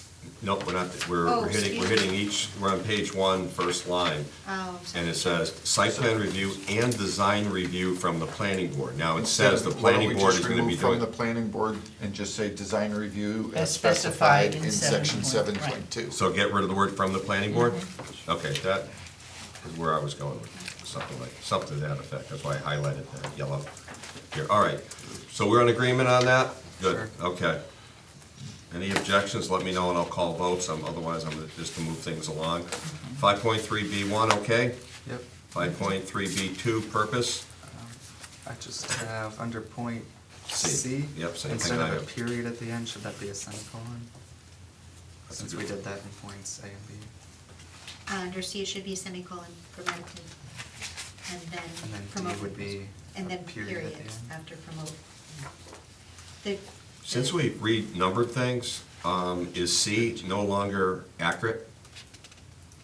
The numbering should be as you have it. Section Oh, 12? saying section 12. Because we have now section 13. All right, yeah. Section, Section 12, should we instead say as per section 5.3B13, Yeah. as opposed to simply Right, stating right, section right, 12? Right. We okay with that?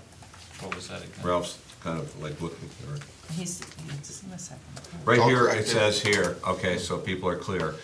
As it stands in this draft, provide additional housing with a designated percentage of affordable housing as further defined in section 12 herein. And that should be 13, It because. should be 5.3-B-13. That's what 13, So right, we right. agree on that? Right. That should be changed? Okay. All right, no further comment? I Good- assume we good can move catch. on. Thank you. D's fine. Okay, so with that edit, we're okay with 5.3B2, right? Can I comment too, if I just see Please. some grammatical stuff? Oh, So, boy, I'm you're sorry. killing me. I'm sorry, if you go back up to Maybe the another first meeting. part, 5.3-B, after section 7.2, that comma, I don't think should be there, it should be 7.2 and 7.4. Okay. Good point. And then, I like commas. I like commas too, trust me. There's this thing in one of the cases, that in the well case, it says, like, the well-placed comma, and it like, there was a huge thing of, anyway. So, and then 5.3-B-2, where you just talked about C, we put the semicolon, and then we should put and, right? Yes. Okay. D, with a period.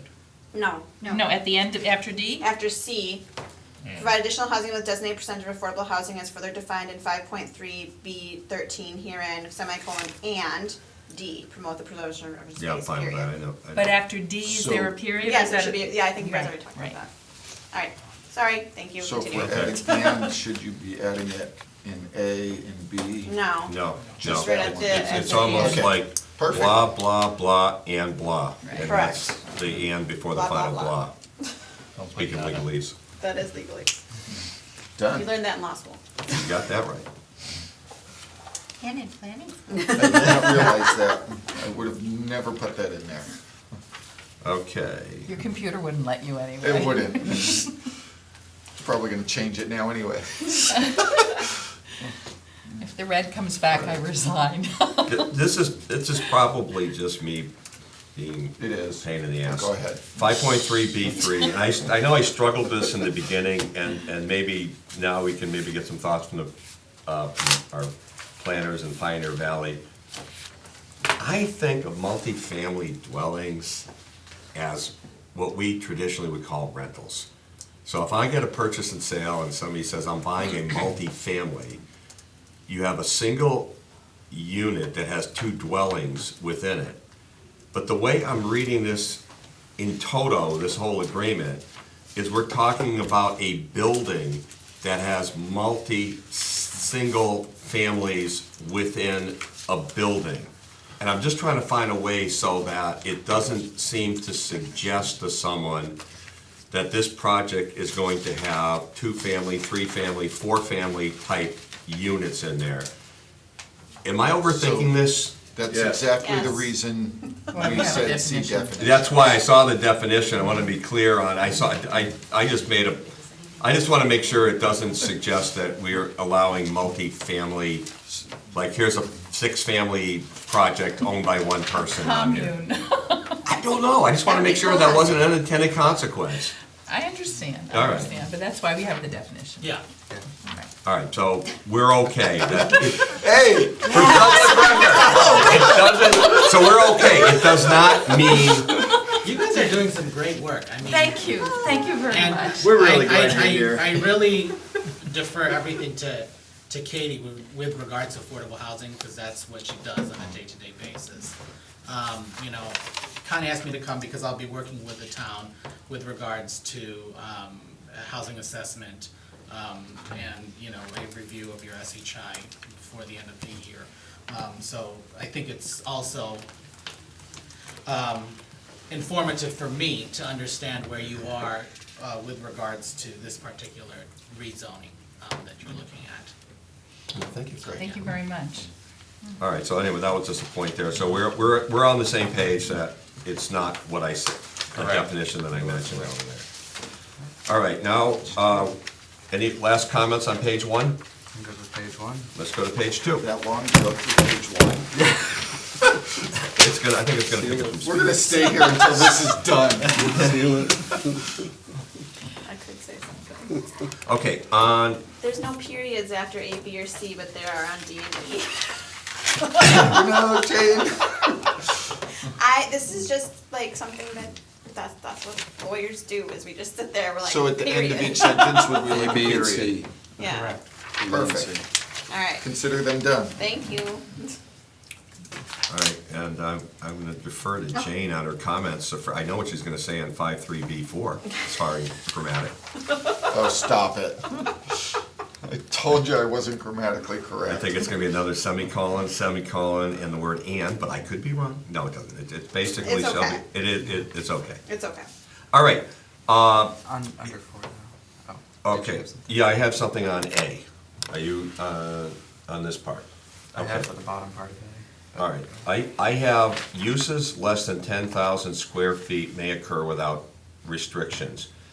I would say if we could add the word allowed uses less than 10,000 square feet may occur without restriction.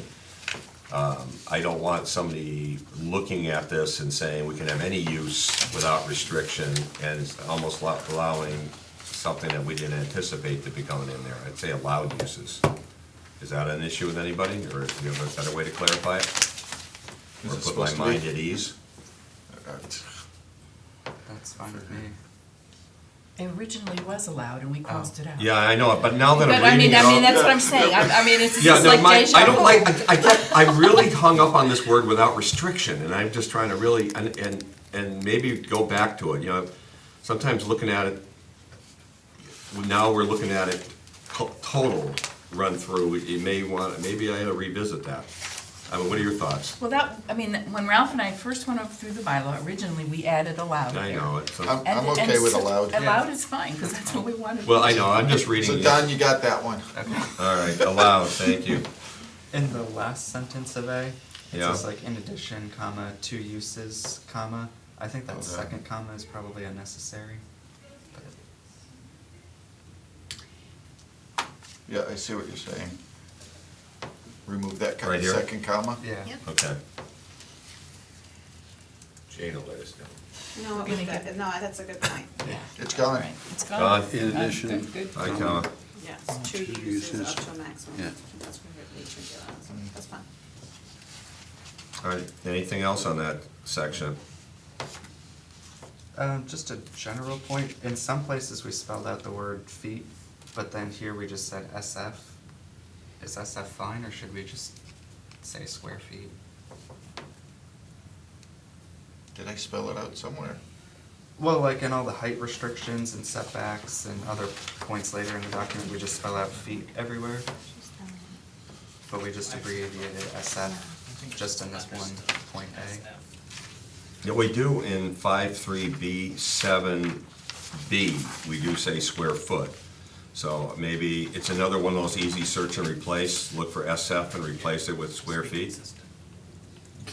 I've been there, and if there was a word, a random word that started with SF, Oh. it'll like square foot, blah, blah, blah, blah, blah, so be All careful right. with that. All right. Anyway, whatever technique to use, maybe don't do replace all, replace Just each search. one as you find it. As we go through the squatters. document, just tell me where you see it, because I'm just Yeah. scrolling along with you All and right. fixing it. A has it in 2 spots. Got it, both of them.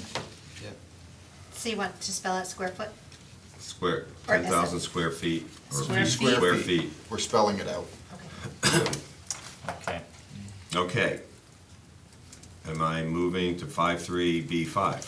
Actually, there were 3, and there's another one down here. You got there's this one there, and There's there's comma. one there. You got. Oh, that one, That sorry one. about that. Yep, that's right. So there's one after 10,000, one after 25,000, and then Oh, 15. I missed the first one. 15,000. It's real easy to do. But the rest of A looks good. B looks good to me. With C, is it, since we don't put like, in any of the other points, we have like signage, colon, and then something, and we don't really do that for like A or B or anywhere else in the document, since it already says like all signs. Is That came from the unnecessary? bylaw. No, Just because and it was, actually came from the original document. You know, signage, Why don't we take out through the chair signage, all signs permitted, and just leave all signs permitted in the mixed-use village district are subject to section I 5.8. think it's the same meeting, so Yeah, I have no I think problems it gives Yeah, people right. pause when you read it to say, as you're looking for it, signage, especially if they're doing searches throughout the document.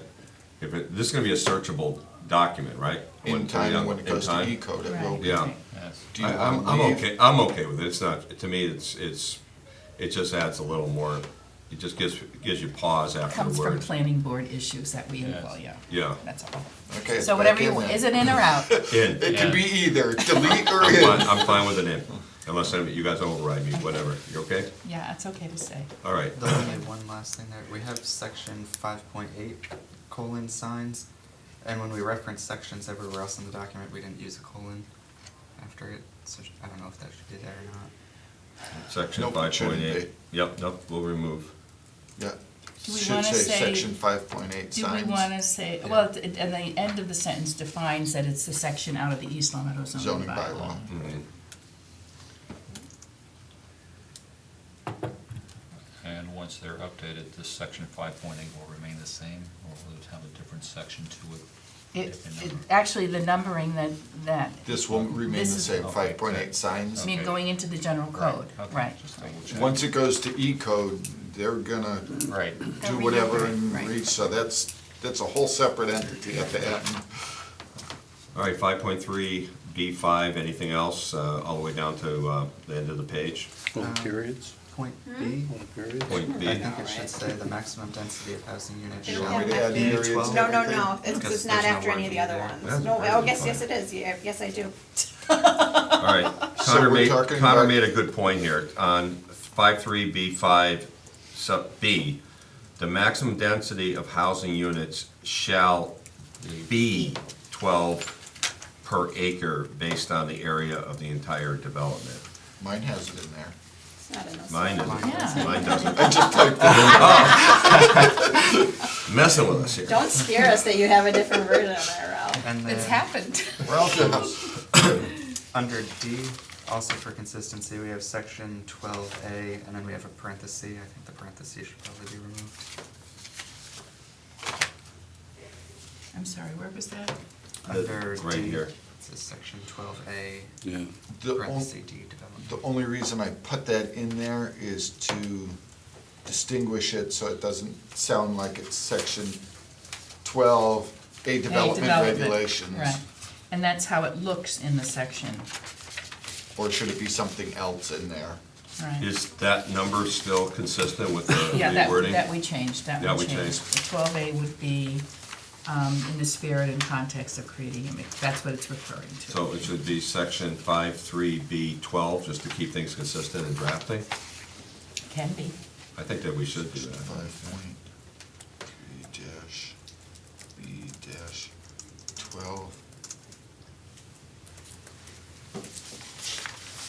And are you putting periods at the end of the sentence? Yes, I am. Okay. Jane already commented on that.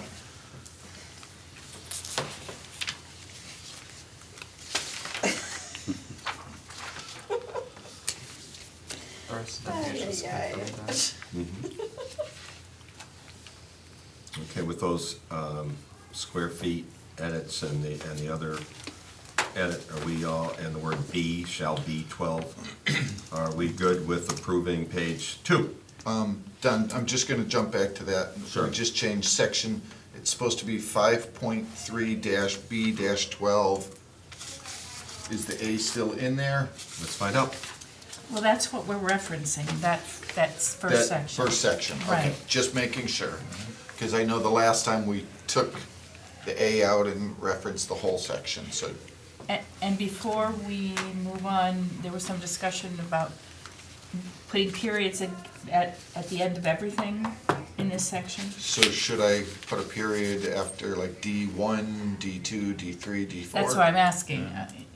I mean, we're going wild with these things I here. don't think so. I think that's. It's, I mean, Yeah. I to me, don't a think period so. goes I after a think they're full fine, sentence. as long as These are you not. have them under, 'cause the rest of your D, E, and F are are colons, and then your A, B, and C are periods, I think that's fine.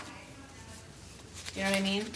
You have lot Yep, coverage got it. colon, you know what I mean? So you're fine, so as long as they're A, as long as you add the periods to A and C, I think you're fine. I did. Perfect. Okay. You must have gotten an A in English. I'm sure Jane got an A in everything. That's why you hired her. Thank you, Jane. Math and.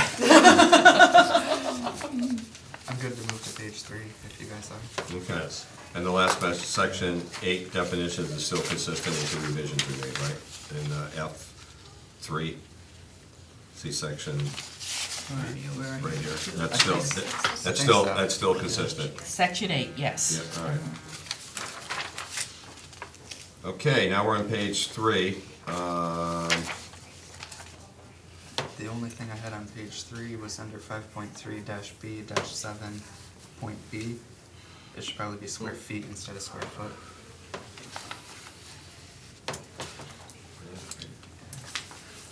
Where are you Oh, again? no. It can be. Seven. I'm sorry, which one are you on? Where it says like spaces per 1,000 No, square. 5.3 B, 5.3. 7 Point B. B. B. Oh. So 1,000 square feet instead of foot, that makes sense. Under E of that same section, I know the planning A board will period? consider the following, no, you need to change the, for little I, you need, that sentence needs to have a semicolon.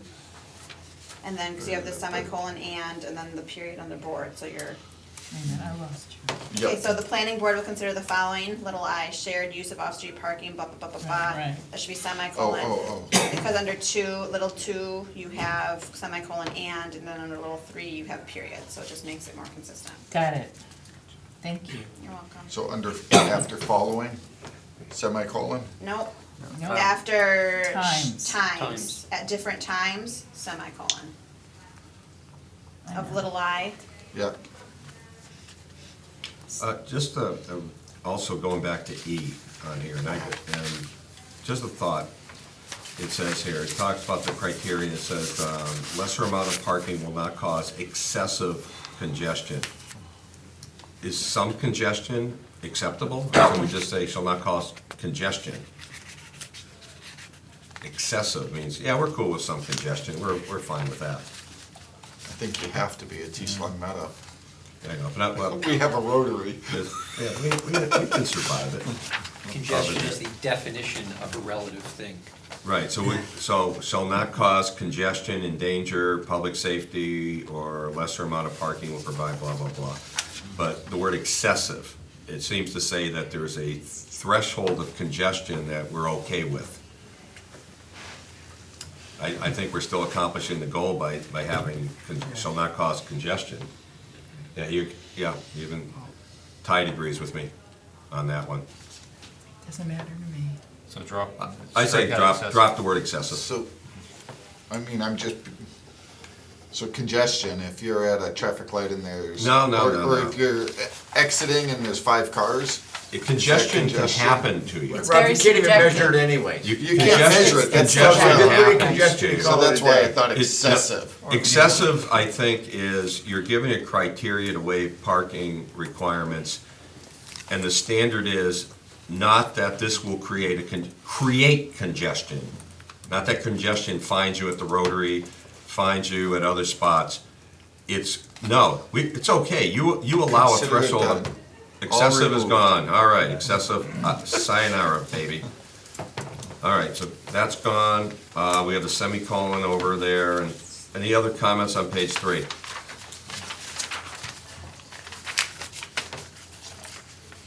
None? Okay, go to page 4. Yeah, this is where 5388 or B8, I had this is where I was reeling back to section 553B, was this whole design review committee or planning board acting as design review committee. That was what made me revisit that first paragraph. What I was thinking on that one is you could just make the wording a lot easier just by saying, in the absence of a design review committee, the planning board will act as such. That's what the bylaw states. That's it. It's just kind of wordy and clumsy here. Yeah. What? I thought Ralph did a good job. You did a great job. I just copied and pasted. Too much paste. You have no idea how much trouble we had. No, that was what triggered me to go back to here. That was reading this language, is Right. why I Right. questioned this language. That was it. Okay, so what are we looking to change here? 5.3B8, design review? No, I nothing. think it says- I think it's I think fine. we're okay. I It's just fine. wanted Okay. to tell you, when I read Capital C that, committee, after the first design review, capital C. No, it's a Yeah. small committee. It's a capital committee. Oh, so we're not changing in It's the a noun. absence, it's not part of the, It's a group. Person, place, or thing. We didn't change Yeah, that's anything right. we except didn't change capital C. anything. No, Okay. except capital C, is that? what- Capital C's been changed. Right, that's Been a it. long time since I've heard that. the next one I'm willing to gloss over because that's going to be something that we're going to have our town attorney review. is because of definitions of who's this association. It just talks about each unit owner in the mixed-use development.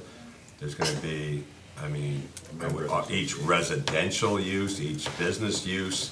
If I'm renting my business from space, is the developer then the unit owner of that spot, that kind of stuff. Anyway, that was an issue I brought up in the beginning, and I think we agreed that that's gonna come up when the town attorney reviews it. So that's just me. I'm looking for some clarity on that. Fine with And that. they do review the association documents as well. Understood, I just want to make sure we clear who members are. For instance, I think if we're using, our friends as the developer project here, the thought was to sell a certain amount of condominiums, so when you hit that threshold amount, the rest of it is gonna be rental units where they're gonna manage it. So then, X number of units in the condominium will not only create their own association within the association, they'll have membership rights within this community association, which will also be further controlled by the developer, which will have a certain percentage of ownership rights as they're renting both spaces and retail spaces and home spaces and things like that. So I just want to make sure since we're laying over, we have by the statute, you have to have a condo association if you're creating a condominium. Now we're going from there to having an association within an association. That's what I was And I looking for think clarity. that's, like you said, what the review by the attorney will bring Yeah. up, so. I'm sorry, okay, I'm gonna go back to page, There's no going back. I know, I'm so very sorry. Minimum required spaces for parking, D, you just for, again, just cohesiveness, mixed use village, capital D development, 'cause that's your definition. And then the reason I went back is because I noticed it under community association where we were just talking, the beginning of the second sentence, or was the second line, the mixed use village, capital D development, because that's your definition. Yes? Yes. Okay, I got the first one. So the first one you got, so then under, community association, 5.3B9A. Hold on, let me start at the top, B9, oh my God. I was at know. B7. I'm so Bingo. very sorry. Okay, 5.3, B9, So the second line, under A, yeah, Right. the mixed Development, got use Right. village Corrected. development, capital D. and village. Gotta add village, mixed use Oh. village development. Thank you. You're welcome. Capital V.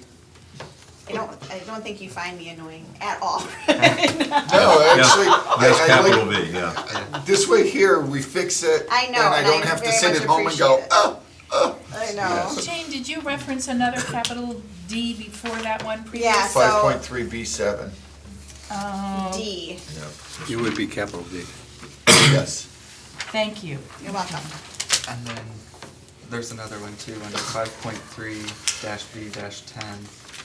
Oh, well, we haven't We're gotten not to there 10 yet. yet. Oh, we're just moving along. Brace yourself. Well, I have stuff before that. Oh, No, you don't, Marilyn. I'm sorry, I just, that one should also we be have a red village. line between our houses now, we just pick up the phone because they see their camera me working on this. You need one of those things with the string. Right. The cup and the string. So where are we? Where do we go? Are we still back on A, or are we now on to B? Jane, is it To preliminary? B or not to B? I mean, sorry. Certain It's things. gotta be, Under the bylaw, under the bylaw. Okay, so anything Are you coming? else on page 4 that people have I'm going to red 1 flagged? o'clock, but I'll be there at 3. Do, And this would be another one of those example mixed-use Yeah, village with capital D. is in 5.3B10A, A. mixed-use village. Development. development, right? Capital D, yeah. Capital D, right. Yep. In that same sentence, folks, item A, where we reference section 7.2 and 7.4, we all know that's the East Long Meadow zoning bylaw. Do we want to reference that in that section? We've done it before in Let's other keep, sections. let's keep it consistent, this text for Section 7.4 of the Within the East Long. East Long Meadow within the- bylaws. yep, Right, of the East Long Meadow within zoning the bylaw. East Long Meadow zoning bylaw. Did you put the Oxford comma in 5.3 dash 5.3-9, after land and facilities and assessing, so in paragraph A, 5.3-9, paragraph A. community association, you have an association agreement, middle of the paragraph, shall be submitted with a special permit / site plan review application guaranteeing continuing maintenance of such common utilities, comma, land and facilities, and assessing each unit a share of maintenance expenses. Land and facilities, comma, Sure. Land and facilities. or is it land, see, here you go, is it land, comma, and facilities? Well-placed comma. Well, this is Yeah, where are actually, we putting this comma? no, this language has not changed since it came from you folks, so I don't, So- So maybe we need to. So what are land we saying and here? facilities and assessing each unit, that's where we're at? right. She's looking, Is it she's, land and facilities? So how is this sentence supposed to read? An association agreement shall be submitted with a special permit site plan review application guaranteeing continuing maintenance of such common utilities, common land, I think, so I'm reading common land, common and, facilities. right, they're all, I delete think they're and. separate, because So they would all. delete and? Yeah. So take out the first and, so land, comma, facilities? Yes, comma, and assessing each unit a share of maintenance expenses. That makes I sense. think- Yep. I think that's better, Connie, thank you. Okay, Yes. because I was having Way too many issues ands. with the- okay. Thank you. All right, sorry to. No, No, so no, that's that's good. what we're That's doing good, this. that's what we're doing this for. So what's the Any final read? capitalizations? No, I'm sorry, I just Okay. wanted to confirm the final read. It would be such common utilities, comma, land, comma, facilities, comma, and assessing each unit. Okay, thank you.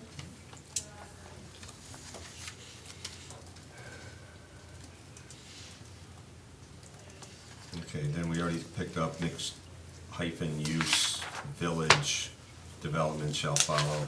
That's already been picked up on 5.3B 10A. Yes. With the addition of, at the end of that, within the East Long Meadow zoning bylaws. Yep. Oops, there's another typo. What? There can't be. I'm gonna go back, please. Under community Oops. association again, B again. Such agreement shall provide that in the event. Okay.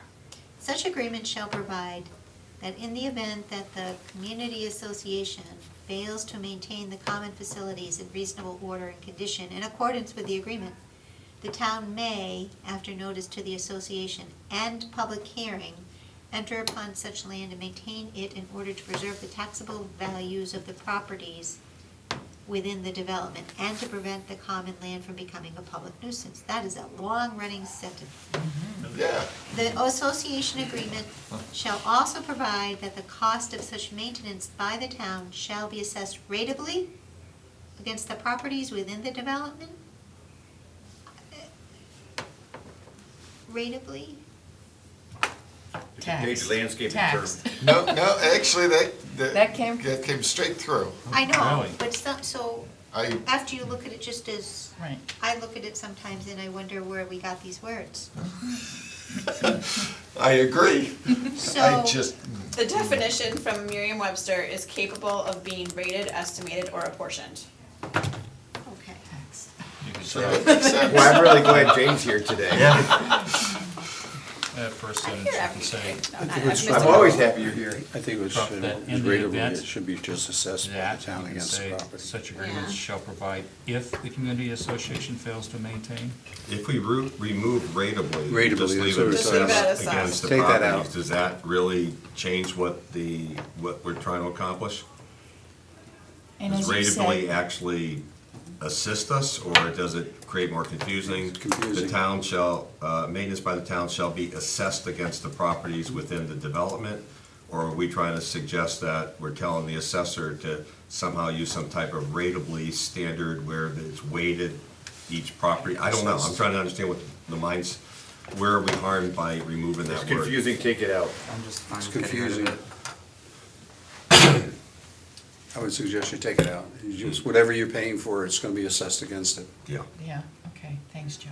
I think And that's, that's gonna be under Right, the right, agreement, right. so. great. It's gone. All right, Next. rateably's gone? Sorry, guys. No, don't No, say that's nothing. good, thank you. Thank you. All right. Anything else on 4? Nope. You guys are okay going a little overtime today, right? Let's move. A lot All of- right, let's do it. Okay, now we're on page 5, where we already close, kind of so went over D. What about C? The traffic study may not be waived or shall not be waived. Shall. Agree. Okay, we're okay with that, guys? We are Number C. good. Shall not be.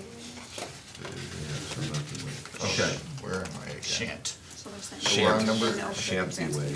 can waive a B12C. Prepared. And now C above it, it's under 11. Okay, it's I know under that- I know we're 11, going thank too you. fast. I'm writing it down too, so, Yeah, well, I've got it in my notes. yeah, right.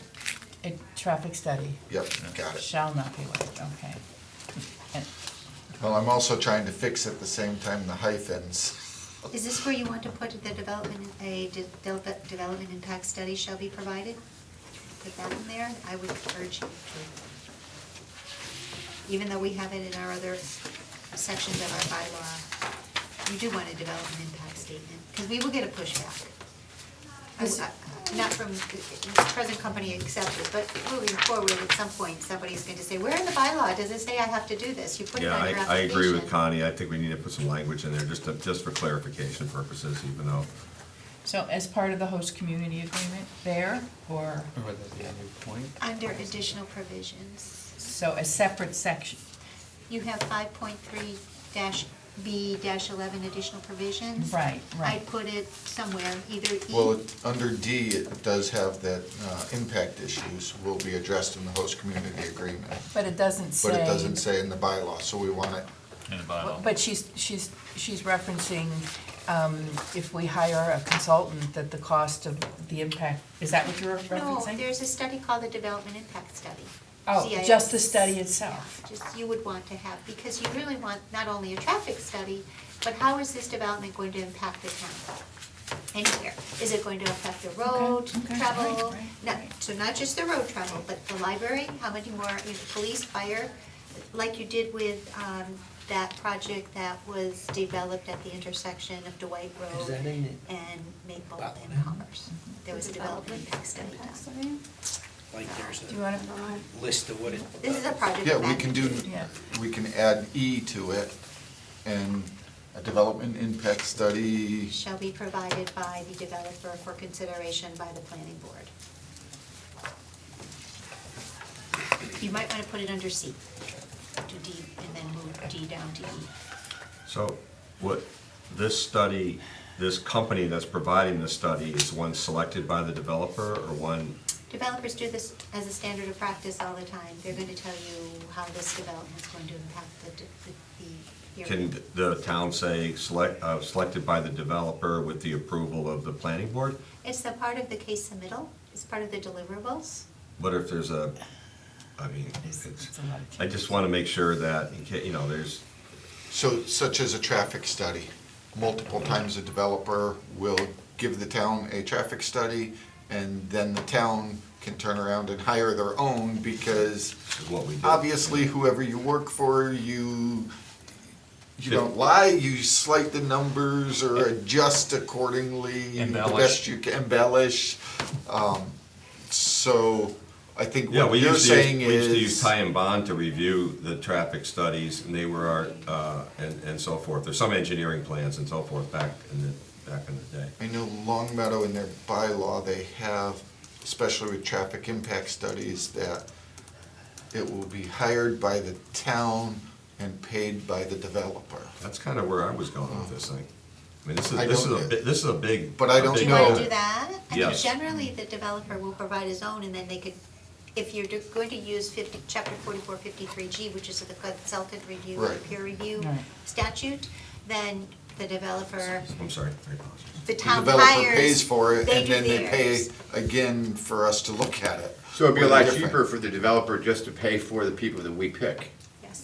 because you get a single review and it's cheaper. And if they don't like the review, they can hire somebody to call it to question, but at least we have some more control on it and not have, But then you're doing it twice. Wait a minute. You're doing it twice.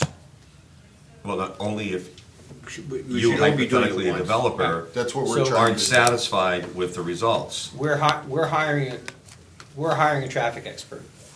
Our traffic expert is gonna provide a traffic impact study. Right. That traffic impact study is gonna be reviewed by a professional selected by the planning board or the town. We're gonna pay for their review. Which is what we've, Yes. Which that's is a what that's a we're special trying to get away statute. from. Yeah. Okay, I see what John's saying, there's two ways you can do it. It's- I don't want your consultant doing my study. I That's want fine. your consultant reviewing my study. Right.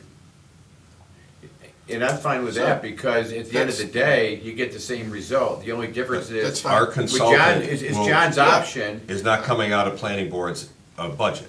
Right. Yeah, The So result for is gonna be the same, example- but the way you were talking before, there'd be two independent studies conducted. No, No, I didn't no, mean that. that's what we're trying to avoid. No, I'm Right, trying to you wanna avoid that. Yeah. There'll be one study, then you hire your After expert study, But you hire a guys pay professional for the review. experts. Right, to review the Right. results. All So right, if so you we want- want wording to that effect in what Connie's saying in this. But that's the current statute now, right? You know, a statute has to be adopted, and we adopted it, but I think we want it to make it very clear Right. that people aren't, let's say you're, New Jersey or somebody from California doesn't understand, they're looking, they're going, okay, we're not sucker punched. We understand when I put a proposal in East Long Meadow, that they put this language together, that we're gonna hire a consultant, and that consultant's work's gonna be reviewed by somebody from the town, and we, in our budgeting, we understand we're gonna be paying for that, without having to go, gee, wonder if back in 1997, the town had adopted that statute or not. It's just, I think, it's fair to future developers who understand it, and I agree with Connie, we just gotta come up with some language in it. So if I may, so what a development, if I may borrow from, okay. A development impact statement at the discretion of the planning board, the submittal of the development the submittal of a development impact statement, DIS, may be required. This particular ordinance said it may be required. The DIS shall be prepared by an interdisciplinary team, including a registered landscape architect, a registered professional, or civil engineer, and a registered surveyor. It encompasses the physical environment, the general physical conditions of the site, including amounts and varieties of vegetation, general topography, unusual geologic, archaeologic, scenic, and historical features, blah, blah, blah. It describes how the project will affect these conditions. So you're looking at the existing conditions and the proposed conditions of the physical environment. Surface water and subsurface conditions. It describes the location, extent, and type of existing water and wetlands, and any proposed alterations and any limitations imposed by the project, by the site's soil and water conditions. And it describes the impact upon the ground and surface water quality and recharge, including estimated phosphate and nitrate, blah, blah. And also circulation systems, that takes into account traffic, but that is circulation generally within the property, and support systems, and this is the biggie. This development impact study will address the water distribution, sewage disposal, refuse disposal, fire protection, recreation, schools. And schools is always the biggie, especially what I've heard come up, is how is this development going to impact our school system, or not? So that's what a development impact study is comprised of, and we can pull out some language. But most developers know what a DIS is, but, for the public or for the, people, this gives you a. so how do we condense this down into a short Can we, sentence that says the developer pays for the impact study? can we say, Say just that. like, adding point E? So John, And the review. so right now. I'm sorry, Connor, Yes. you have the floor, go ahead. Could we Special say, permit, a they do development require impact study development shall be provided by the study. developer Okay, so and it's already reviewed by in the the- town at the developer's expense? It's already in your special permit standard. Yeah, I think just just to keep it I clear. think you're correct, it is, and I think all we're trying to do is put it into this section. I'm so- required to get a special permit. I think Connor has the language. If you want to repeat the language again, Connor? A development impact study shall be provided by the developer and reviewed by the town at the developer's expense. Fine. Yeah, That's good. that's fine. I like it. So where's that going? It's going to be in a new section, item E. Actually, Connie had suggested, and I think it's a good idea, that We're we gonna have, move everything we have down. traffic study at C, we'll put the development impact study at D, and then the next paragraph of the host community agreement would be E. Okay, so this will be the new D, and the old D as amended will be the new E. I'm totally fine with that. Can you read it once more, Connor? Do you want to email it to Ralph and he can just cut and paste it, or? Other way, yeah. He's getting He's in got it. there, he's got it. Yeah, a development impact study shall be provided by the developer and reviewed by the town at the developer's expense.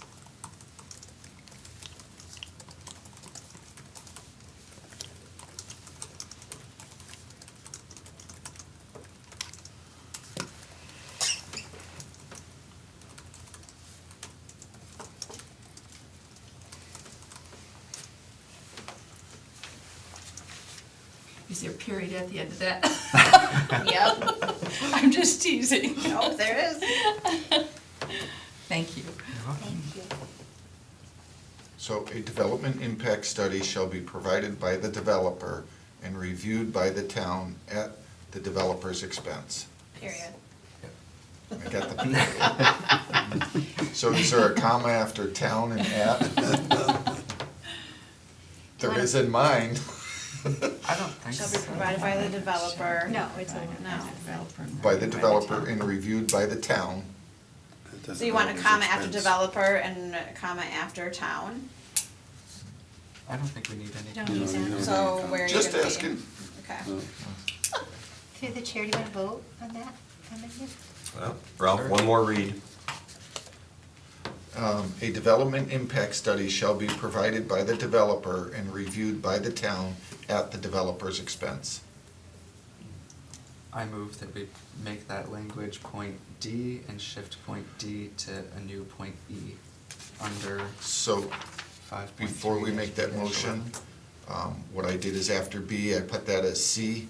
D is a traffic study shall be waived, and Oh. E is the proposed, Gotcha. if that Fine with works. language, too. Then I'll rescind that and I move that we put that sentence as point C C. under 5.3-B-11, move what was C to D and what was D to a new point E. Second. Motion is made and seconded. Any discussion? Hearing none, all in favor? Aye. All opposed? Motion carries. 5-0. Sorry, aye. Now, I was busy doing something else. It's okay. okay. All right, so, let's see, we're moving on to 5.3B12. Any changes there? Any commas or any other punctuation changes there? I'm reading it. Mixed use village development, 5.3B 12A. Right. B12, 12A. And D, also the same thing, the word village is missing. In the. Where does it? In D. There's a period at the end of that. Oh, got I it, don't want to take, up top. want to take that up. So we just added development to A? And we also got to add village to D. No, here. Yeah. Hold it. Yeah, there's Yeah, one. one at a time. Yeah. These are all the ones there. There's one there. So we started with. So let's start right at the top paragraph, 5.3-B-12. Yep. In the very top paragraph, we added the word village. So it says mixed-use village district. And Yeah, that's as you far need as that I've there. gotten. Now you need an A, in the spirit and the context of creating a mixed-use village development. You need to add, So we don't want district, we want development? no. So under the unparenthesized heading, so development, redevelopment, reuse, blah, blah, blah, of the mixed-use village districts, that's your definition. Oh, I It's see. not mixed-use district, it's mixed-use village district. Right. Then you have A, in the spirit and the context of creating a mixed-use village, adding development. Yep. Then you have under D, as you cruise down, you have the mixed use, add village Right. development. Mm-hmm. And then under E, you have, Slow down. I'm sorry, I've got him. let me know where you are, Ralph. He's Okay. on the first page. No, I'm good with that. Okay, under E, the commercial and business uses of the mixed use, add your hyphen. Yep, village. Village. Okay. And then you have one more, don't hate me, under F, a lot in the mixed-use village district. So you're just adding village in everywhere. I added development to A. And that's all that I found there. Yep, is that it? That's all for that section. Well, I know it went back and forth, and there was a bunch, No, we're like, good. so of course there's gonna be. And Ralph, you got the hyphens under B and C Yeah, he too, did. right? Okay. I'm working on it. Oh, and A was the different font, so change that to Calibri. You had Cambria, I think. And It looks right on mine. Yeah, let's try I changed it. Oh, okay. Calibri, yeah, under A. In the definitions, I noticed I had, when I printed out, half of them were in a different font. So I changed that today, but I think I've got that. It's funny, mine printed out okay, isn't that weird? Calibri, yep.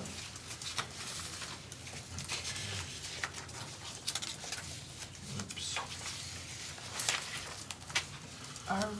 Where are we now? Any Did we place get you'd to- like.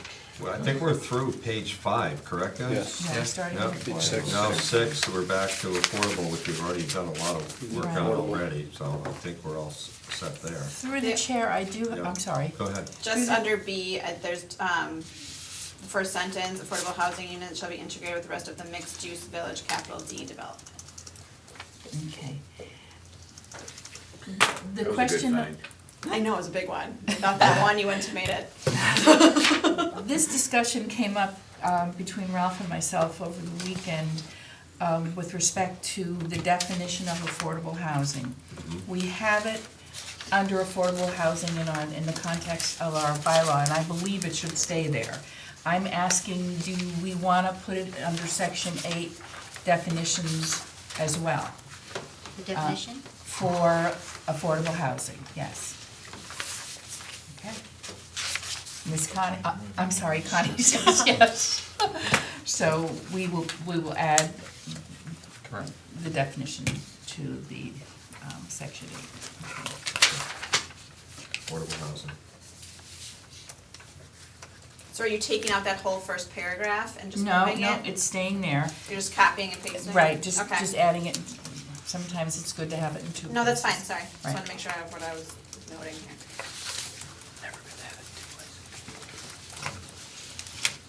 Thank you.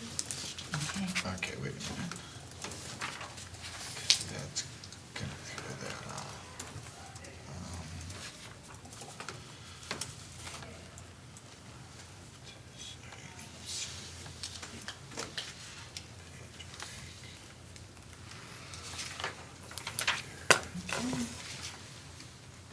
Mixed-use village.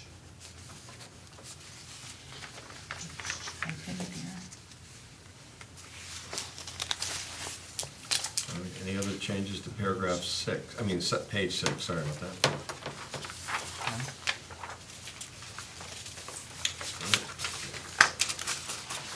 All right, next, we're gonna go quickly. Before we go on, Go ahead. Marilyn, what did we just adjust?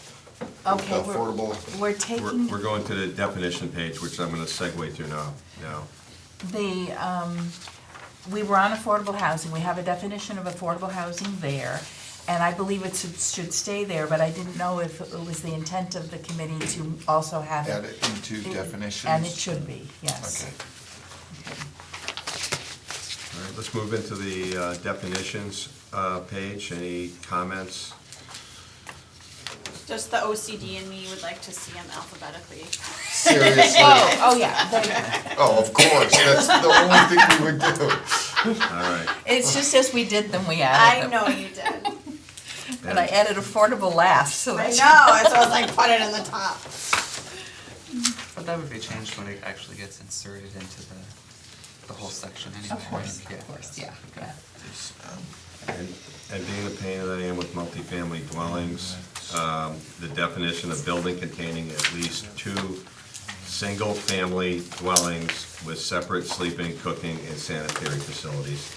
Again, I just don't want it to be perceived as rental units.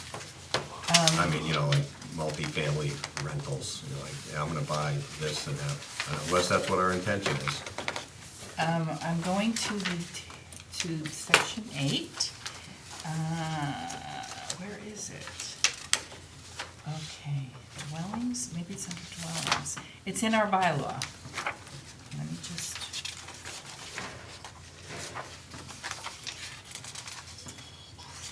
Okay, dwelling, comma, multifamily, which is currently in section 8.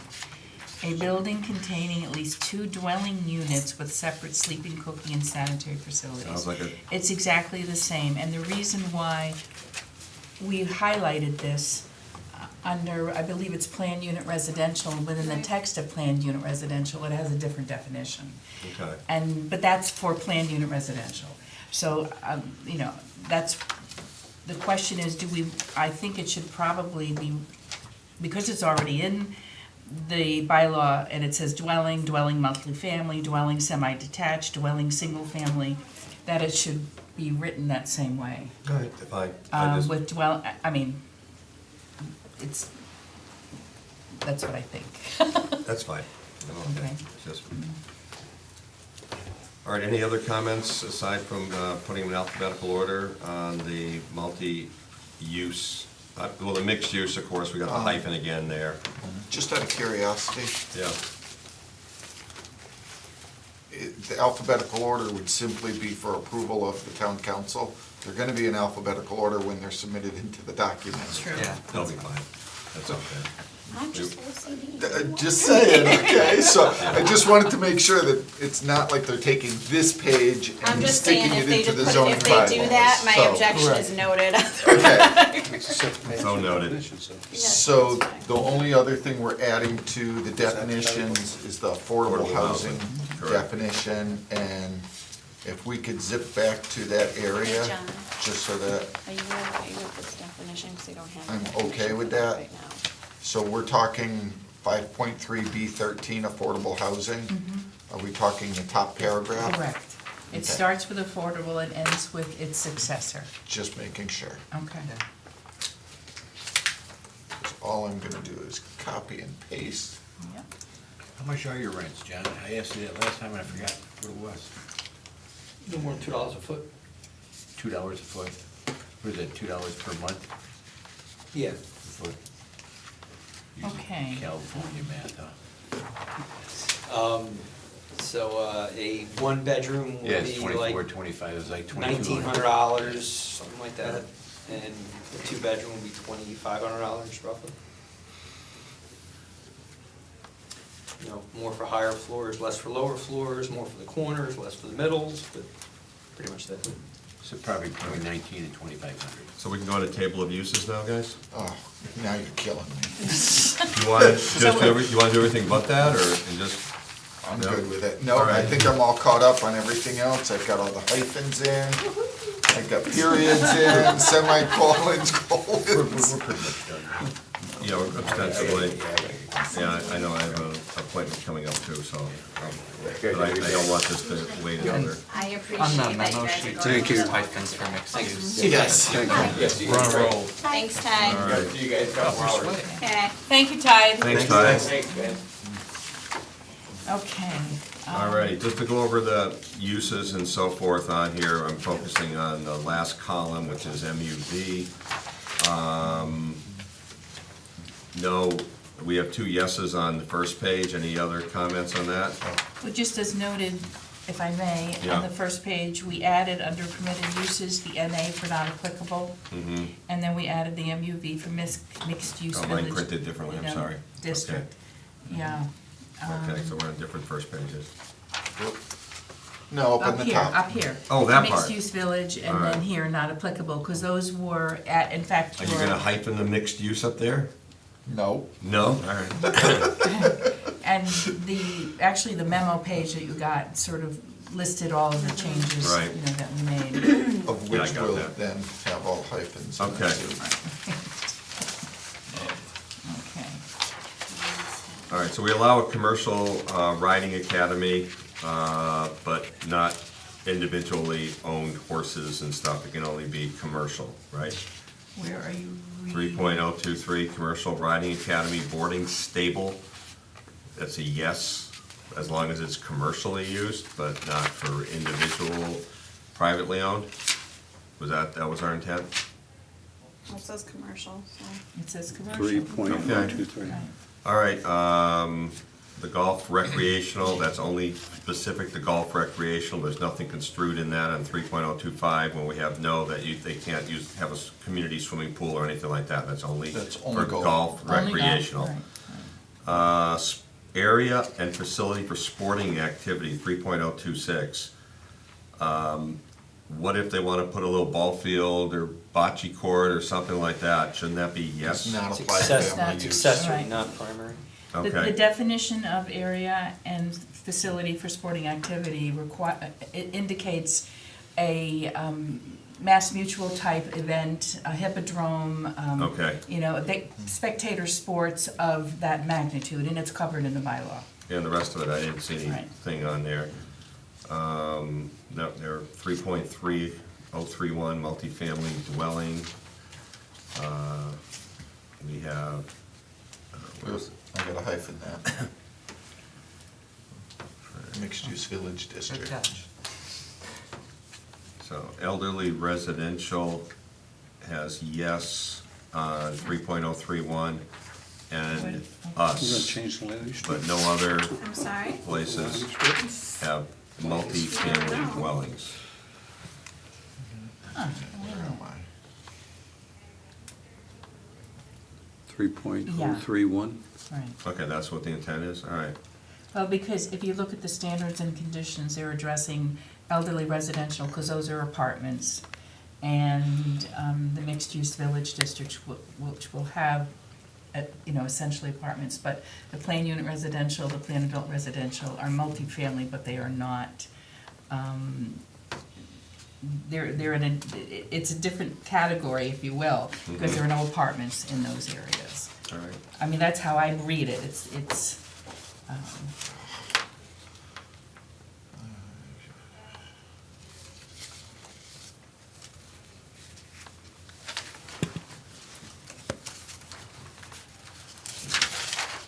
Okay,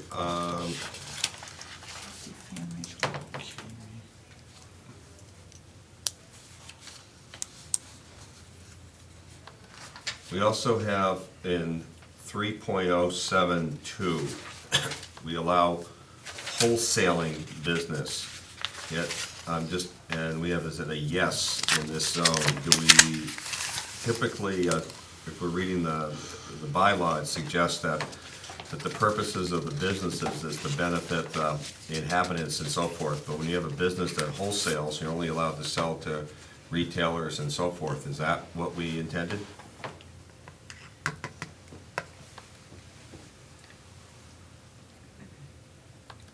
some of these, I'm struggling with this because I don't know that we had a specific discussion I at this didn't level. either. I was wondering if But that might have been, there were certain things that we brought up, but the planning board would have given us that initially. And I don't Yeah, necessarily. the weird part is that as we go to 3.081, and it talks about wholesale trade and wholesale operations, the answer is no. We have a no there, but then when we go to 3.072, we have wholesale business, we have yes. Okay, I think you need to look at the classifications Yeah. of where we're at. Mhm. We're under business uses, looking at wholesale business. And so you might have an entity that sells to another entity. I think we just put it because it was in the other. However, it was in under the next page, it's an industrial uses. Understood, So that's why Which is- the differentiation. okay. No, I'm just, because, I mean, if you go back to the bylaw, and it talks about, one of the preambles is to encourage businesses that are walking distance from the residences and so forth. If you have a wholesale business, typically by its own definition, it's selling to other businesses, not selling to the residents. So that's what I want to be clear on. Yet you also have misnomers of wholesale, like BJ's Wholesale Club, which is, they get around it by creating memberships and things. So the question is on here as wholesale business, was our intent to have that as a Y in there? Yep. I think it's possible that you Not could direct have a sales to a wholesale customer. business Right. there supplying the Customer other sale. businesses that are also in that Not mixed to the use end development. consumer. And So that'd be we're more- protected by the maximum requirement Yeah. of the sizes of the buildings, 1,000, 125,000 Well, square I foot, don't know. and 215 or 10,000? It's not like we're gonna get a Costco Right. that's moving in or something. No, that's what I'm wondering, or maybe, typically where you find it is like, we'll go back to the Cape, and around here, you have these wholesale grocers, and they sell to supermarkets and restaurants and things like that, but occasionally they also have a little shop that you can go and buy there, and I just wanna make sure that, just to be clear of what we're talking about, wholesale businesses, that's all. Because it doesn't say see definitions or anything like that in there, that's all. I mean, I'm cool either way, I just wanna like I said, it's eyes wide open, that's what I'm trying to No, and do. it's good, we're having this discussion. What line are you on? I'm sorry. 3.072 under table 3.1. I have to bring you back up to 3.031. I see a comment. No, that was yesterday. I know. Multifamily. Good one. Multifamily, yeah. PAR, you have N under the table of uses. However, if we look at the bylaw, planned adult residential district reads definition, planned adult residential development shall mean a development containing residential uses and building types, including single-family dwellings, townhouses, or multifamily dwellings in open Well, I think under your current bylaw, it's a no. So I think if you wanna Right. change it, you need to, this is not this discussion, that's No. a different discussion. But it is allowed. But under your table of uses currently, It says no. it says no. Yeah. Like, That's not, a- like, not even part of this, it's part of like something else, like it's part of your current table of uses. Right, It says right. no. Oh, but while we're updating it, I just. Well, I don't know But I if don't they think can that's do our that. purview that, I don't know. Well, 'Cause you I can think we bring talked it- about changing other things too Bring it up under to the this, and we planning couldn't board do that it. it came up in conversation Okay. here, I will. and if they want to update it, they can send us something, and I'm sure. But see, when those bylaws were created, planned unit residential and planned adult residential are basically the same because planned unit was copied for planned adult when that took place. However, the multifamily are four units attached.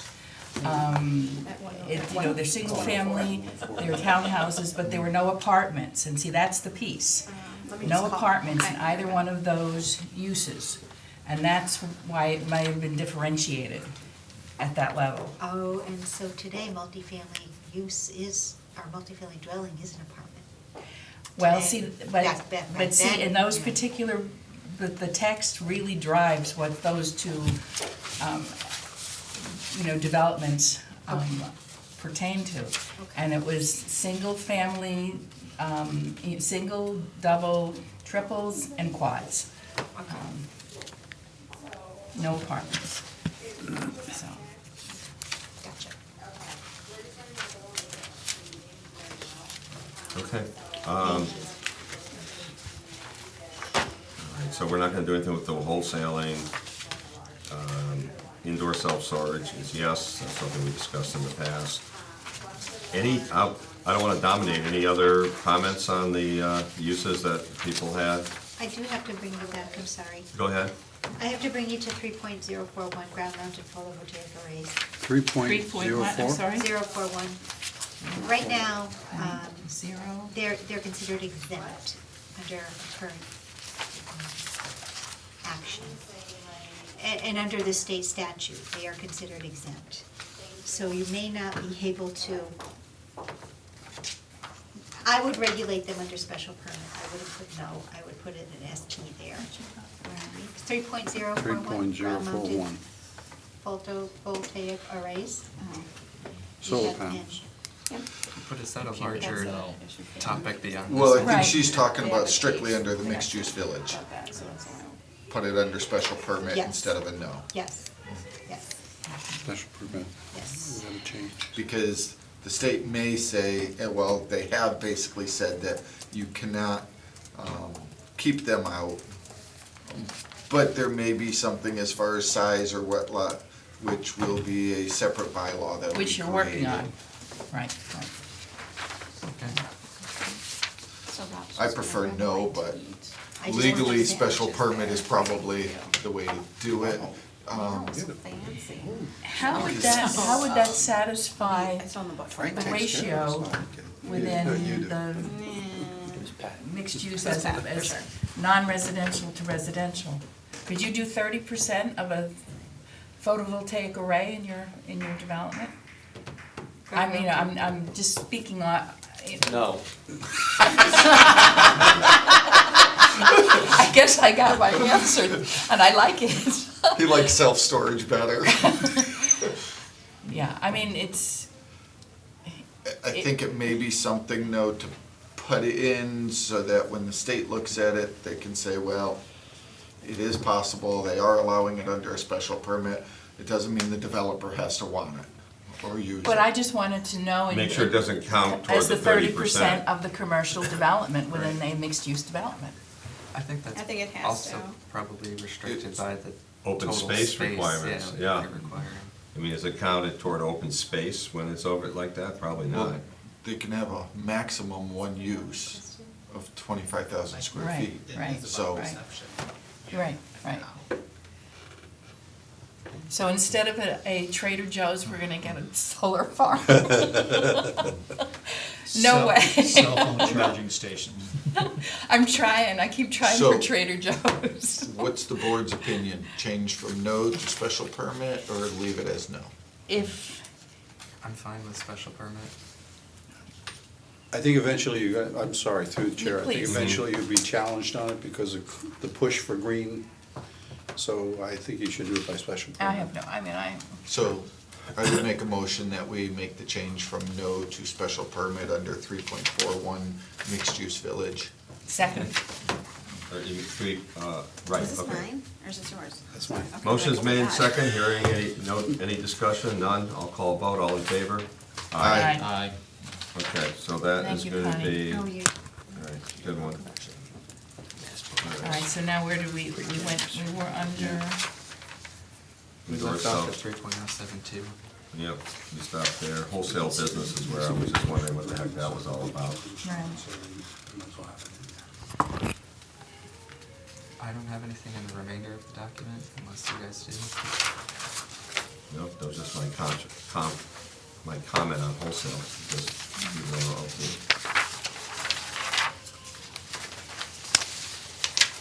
Now, just as a side note, under indoor self-storage, which we just whizzed by, we're allowing it in the mixed-use village as a yes. We did not entertain any discussions outside of that because that's beyond the purview of this review, and that if the planning board wants to move forward on different places, it would be up to them. Is that, we're okay with that? Yeah. Okay. 3.095, neighborhood pool, you just need to fix, mixed-use village district. And same in 3.097, Okay. clubhouse, mixed-use village district. Under standards and conditions. Yes. But You you don't got want the a comma, pool? you got You don't want a pool? You got the hyphen in there, though. I love a pool and I love a clubhouse, I just need a village. Takes a village. It takes a village, man. It's like the mom's mantra. Takes a village.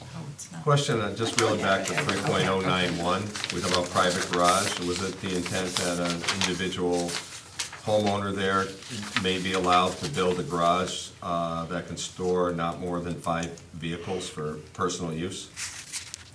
Wait a minute. I think that was, like, so if in the back, if they had like single family or even. Townhomes, you could- right. Yeah, you could have like a garage with a townhome. And I think they're gonna do some under No, the the apartments. intention is a freestanding But garage building in the parking lot. So instead of Right. having a parking lot in the parking lot, you have a garage in the parking lot. Okay, not, for not more It's than not more 5 than Not more than vehicles. 5 cars. So you have Yes. a little building Yeah, that's Okay, oh, good. I don't- 60 feet long, that's got Yeah. 5 garage doors. That's fine. Or in Massachusetts, people want to park their car inside.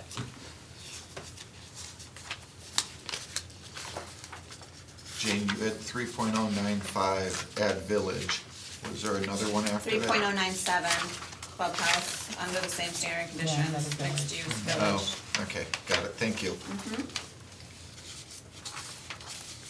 Now there we did NA for the clubhouse, that it was not applicable anywhere else. We were just creating that just for the mixed-use Yes. village development. And, did you all catch 3.053? There was, I put reserve back in there, it was been omitted. 3.053. Oh, yeah, it's just a blank spot. I wonder Is if that that's in the your live original. work? I apologize, I didn't catch that. You said there was a blank space? Right here. Right now, that's just 3.053. under your current bylaw, it's just reserved, that's what it says. 3.053, you had originally put in live, work, play. So you wanna revert that back to reserve? Well, there was Just- nothing in there, so. It just says reserved under your. Okay, well, current not bylaw. on our doc. Okay, Right. Put yeah, reserve. no, that's fine. Okay.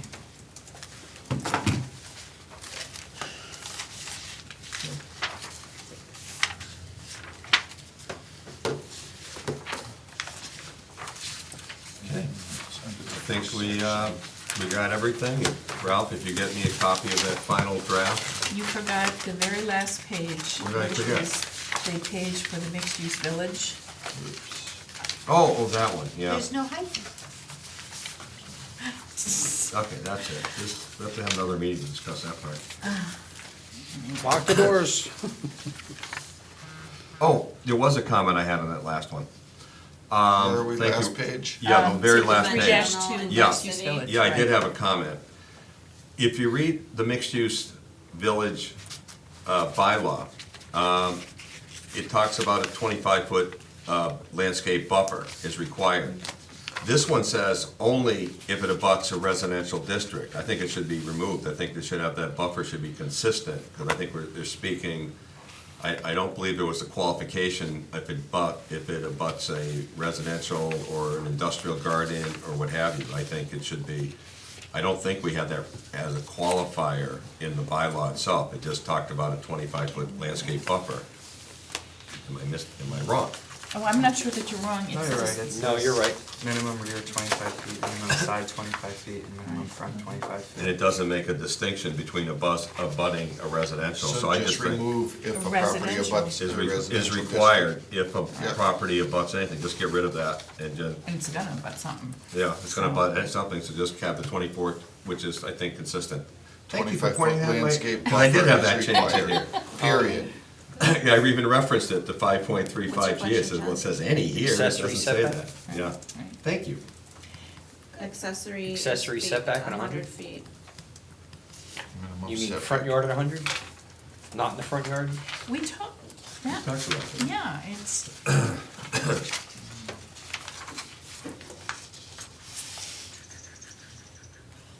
no.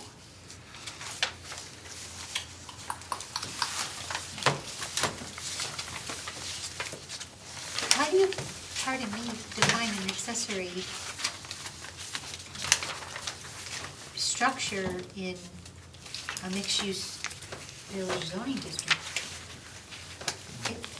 I don't see, it's not a, it's, A garage. but It would that's be part a of garage. the mixed-use development. I don't see that as being an accessory. I Sure. see that as part of the planned mixed-use development. Well, Do you, your, okay. your I can primary see it. building, Okay, I would okay. think, would be your residences and your businesses. But if you had a garage, which was an accessory to the residential unit, that could be an accessory structure, like what you're saying. Right. Okay. Or a shed. They're gonna go along the I edges. think these were all, So- he asked about 100. Like, can it be I 25, thought these were not all in the prohibited in the front original. yard, the 25, I assume they're prohibited in the front We made yard. it to 40, we made this, because they said no, it's not applicable for frontage, we made it I was thinking 175. But these were all in the original, But that one, I think, said not applicable. is that the piece they were questioning, or they were Yes. questioning The just that accessory, piece? yeah. Okay, I thought it was this one, okay. But that's, So what's the answer? we don't have one yet.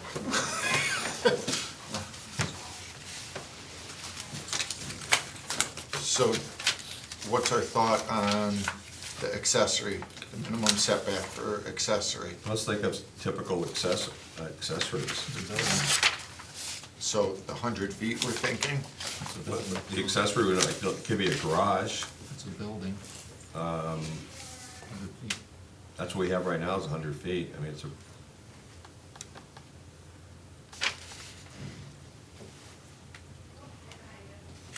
Minimum what's your setback's 100. I'm Correct. For thinking, an You wouldn't accessory want an building. accessory What? any less than that. No. well, in the front yard, I agree, you don't want it in the front yard, but if it's along the back property line, Why couldn't it be 25? why have Right. 100, why wouldn't it be 25 feet? So Because why that- don't we, well, see, that, Because we don't know what, we're aware of your property line, but we don't know of future property lines of other people that could be right next to a residential zone. But over there, and that's gonna be pretty damn close. You know, But if it was a somebody's- side abutting, then it would only be 50 feet. So if like say you get a So shouldn't it be, Krispy Kreme come in and their storage bin is in the back, that's gonna be that's gonna be pretty close to a residential area.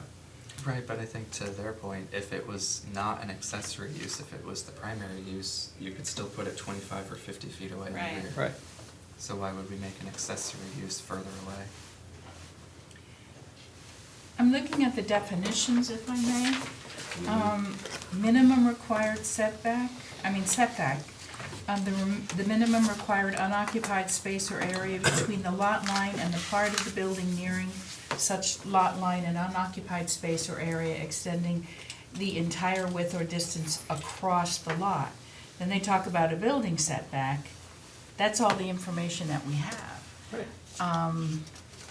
With respect to, I was thinking that setback was more inclined with, from the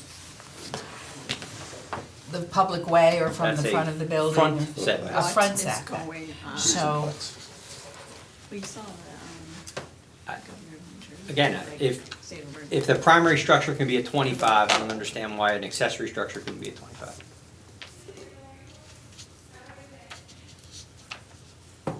we have a 25 landscape buffer around the perimeter of the property to begin with. Correct. Minimum setback accessory.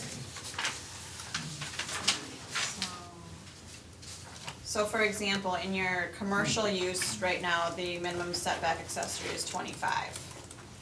In your business, it's 25. What's it in the industrial garden park? That may have been the, 100. okay, that may have think been that's where it what we came were from, looking wasn't at. it? Yeah. Right, but now it's Um, different, right? So we should, if we're gonna go with business and commercial, we should probably go with business and commercial. Right, no, I agree, I just, Again, whatever you want to do, if you make it No. 100, they just won't exist, that's all.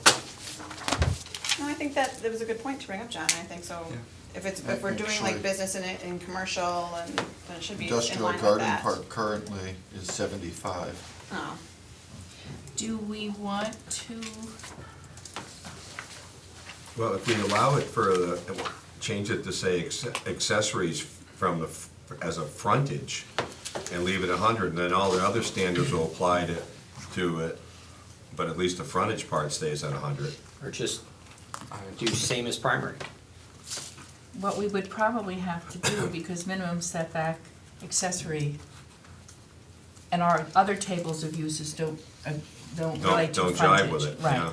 So what we would have to do is put some sort of asterisk with a different type of explanation below, if that's the plan for the committee, like we did with the hybrid height requirements. Right here, like we did Right. this side. Right.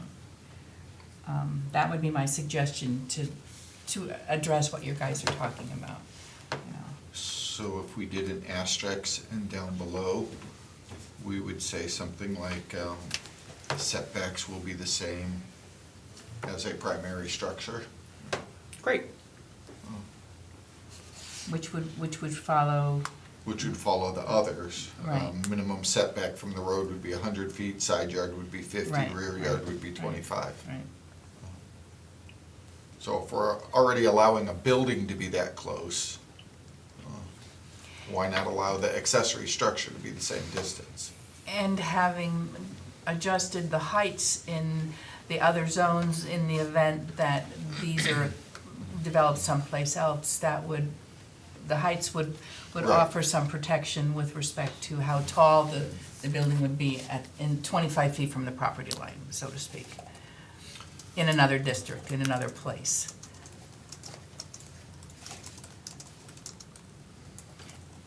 In your other districts, you're protected. Correct, correct. So would we just remove the 100 and put 3 asterisks and just qualify that by saying it's the same as the primary use? Or just cross it off, and then it'll by default to be minimum setback, and then I would,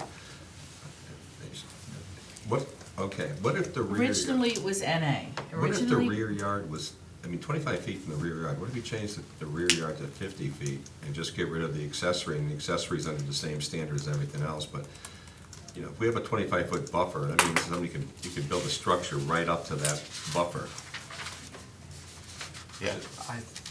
Shouldn't that be 50 feet in case it's like right in front of somebody's, right in somebody's backyard? For the other building, I think though, we you'd should have to Your have business 25. is 25, The other guy would have to have 25, right? your commercial is 25. Right. So it'd be 50 feet in between buildings. So that's, I'm just trying to keep it in line with business and commercial, so if it's business and commercial, you do 25. with a residential structure, You build this thing, say, in Fenway Golf, okay? So if You under have these houses. residential use. Now you for can build a business, big structure 25 feet off that person's backyard. You have 35, 35. yeah. Is that what we want? I'm okay conceding on the setback of the accessory, but I don't know. We're right now visualizing their project, which we have to get past that and look at if Elm Crest Country Club has it, and then all of a sudden you got a building, and the front yard is on the street, and their backyard is right next to one of the condominiums. It's only 25 feet away. Elm Crest would be limited to 35-foot height maximum. Understood? You have a 25-foot landscape buffer, and then at that 25-foot buffer spot, now you have a structure. I'm trying to think of Brownstone Gardens Yeah, and that. I know. But they would have a buffer too, condominiums, so you're looking at maybe 50 Right, feet, right, we have a 50-foot. so that'd be 75. Right. I don't know, just thoughts out there. No, we didn't spend much time talking about We this did that. stuff. No, we kind of went with the numbers that were given to us.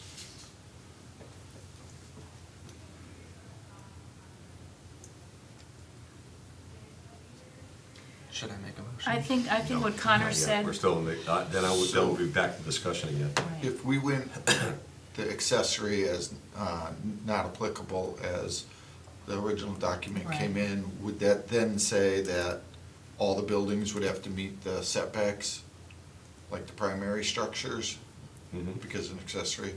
So we don't have to do an asterisk and re-describe that if we go not applicable. And then the only question comes in is a rear yard setback. Right, for a project where your rear yard is So, right in the heart of a Right residential now, the area. industrial garden park is 50 feet for a rear yard setback. And obviously, Residential's 35, because that's what.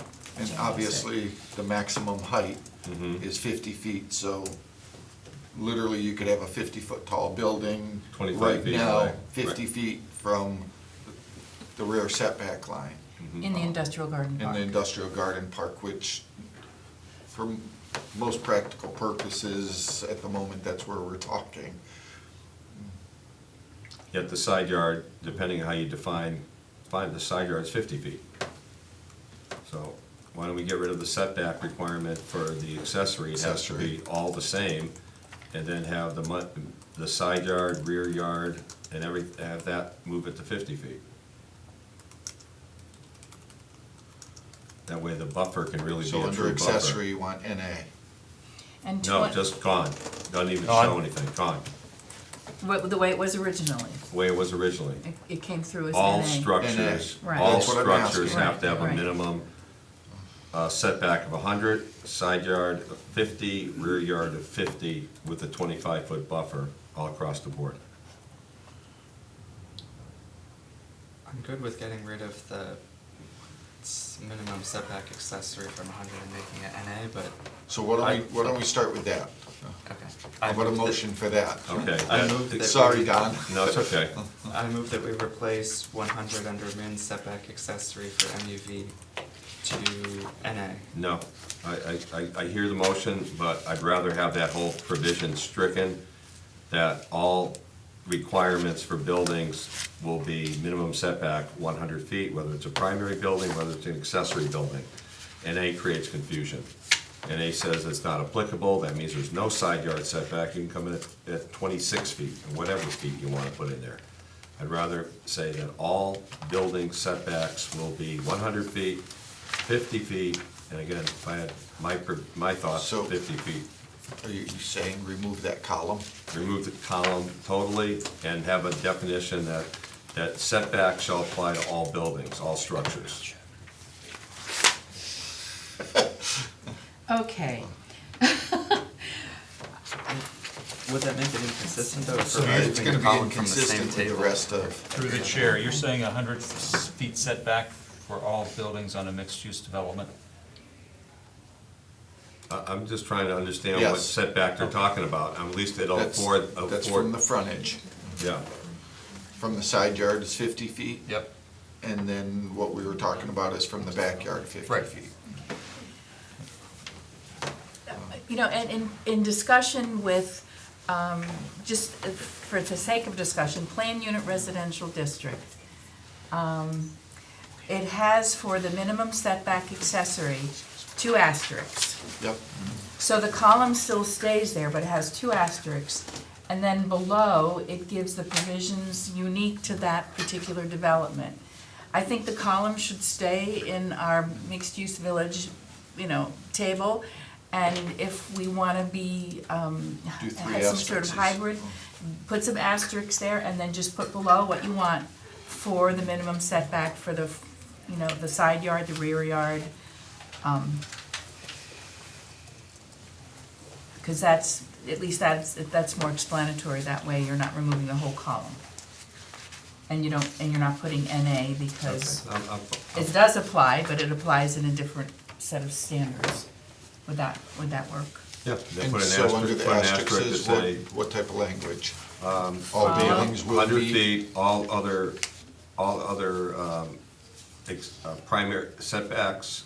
All buildings will meet primary setbacks? Yes. Yeah.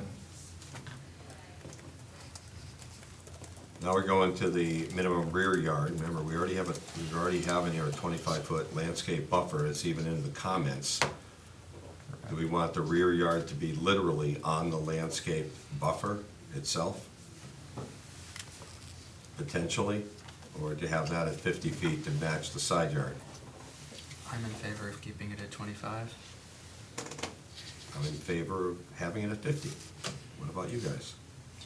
Well, Do I is there hear- a motion on the floor? No, to- I'm just gonna get a feel and then to I'll make have a, a all right, I'll make a continued motion that the discussion. minimum rear yard, be moved from 25 feet to 50 feet in deference to the fact that we already have a 25-foot landscape buffer, and this would keep it, the landscape buffer would have, potentially have area for maintenance of the landscape buffer, allow extra growth of the landscape buffer and so forth, as opposed to having a building literally on top of the landscape buffer.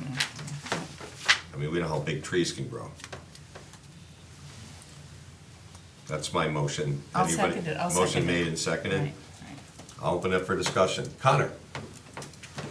Well, I mean, I think since there's always gonna be a buffer on the other side of the property anyway, how big do we really need to get? It's not just gonna be 25 feet, you're gonna have additional on the other side. Not necessarily. Residential zone doesn't require Right. a You buffer. can't build to the building. Right, So you if could have you're your abutting a shed. residential zone, your mixed-use village will require that setback, but the residential doesn't require a setback from that zone. Well, maybe landscaped, but you're not gonna have a house like literally on the property line in a residential zone. You No, could you're have, not you gonna could have have some structures. grandfathered in, if you're building, let's say they're using the old Lombardi farm on Elm Street. You got houses, a lot of houses built there that weren't built to standards of today. You have houses that are like a couple steps from their neighbors, and it was totally legal back in the day when they were built. And so now all of a sudden in your backyard, you have that. So we have to be mindful of the fact that there's pieces of land here and about town that have it.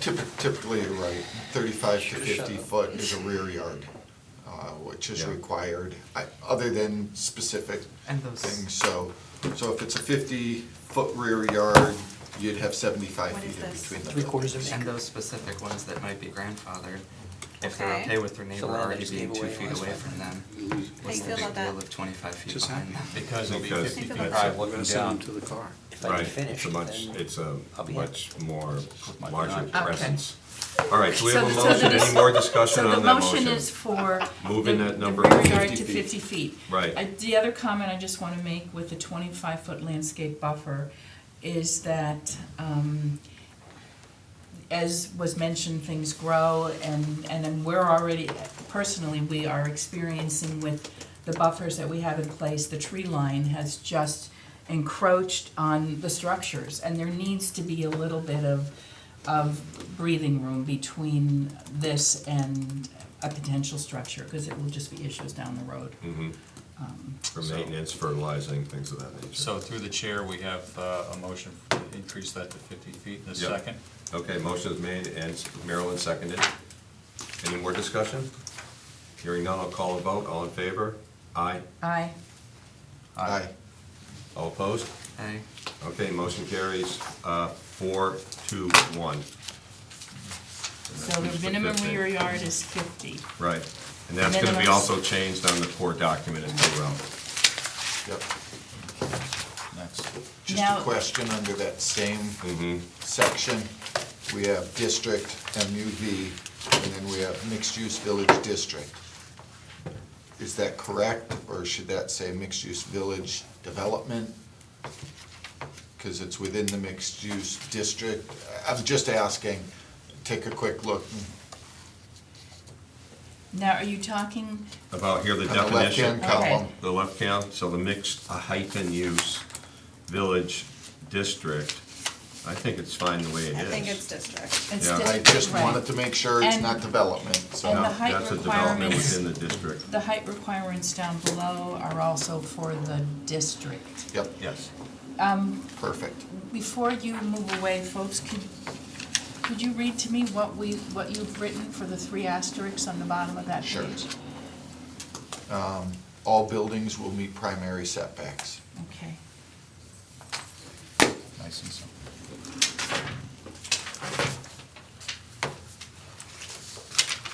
Okay, Ralph, when you heard this, the Um, primary document down, as Marilyn's only noted that on rear setback, you've got to change that to 50. On the Yes. primary document. Where is she now? You know, the primary document, remember? Yeah, That uh-huh. was, No, I didn't have setbacks, you that. gotta do the rear setback. yeah, I of mentioned that, I 50, wanted, yeah. it's in the primary document too. So that has to change to 50. That would be E, That would be, 5.3 E3. dash B On dash page Y. 2. 5E, rear yard would be 50.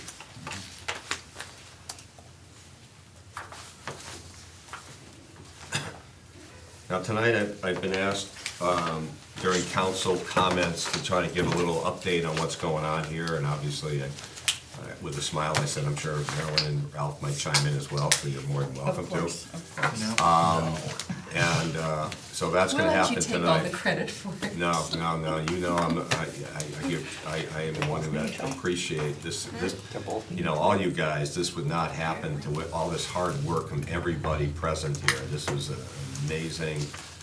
In all my years, I have never seen something with such incredible dedication and commitment to trying to get something accomplished, so I have to give credit to all you guys on that. Thank you all. I'm asking Ralph, without any extra pressure, if you have the final draft with the edits to me, I will then send it over to our town council for this particular project, so I can get that going, and I can mention it's been set out. Again, I understand you have your own job and stuff, and you're doing yeoman's work as well, And if not, no big deal, but if it is possible, I'll send it over to It Michael. will be. The only thing I have to adjust slightly is by adding one or two things into that damn table. Yep. It's shifted it and broken Strike it that up word. and moved it. Yeah, sorry. You don't want the word table. We don't Is that an want the word Amish style table. table? It was the I know. John, it's not Oh, the my agenda. God. Over there. I will have it done now and over to you. Okay. They're just gonna get. All right, I'm not gonna schedule another meeting at this point. I'm gonna wait for the town council review. And I think Tuesday seemed to be working, so I'll keep you guys in the loop on that and try to schedule and everybody else. Any further ado? Yes, Joe.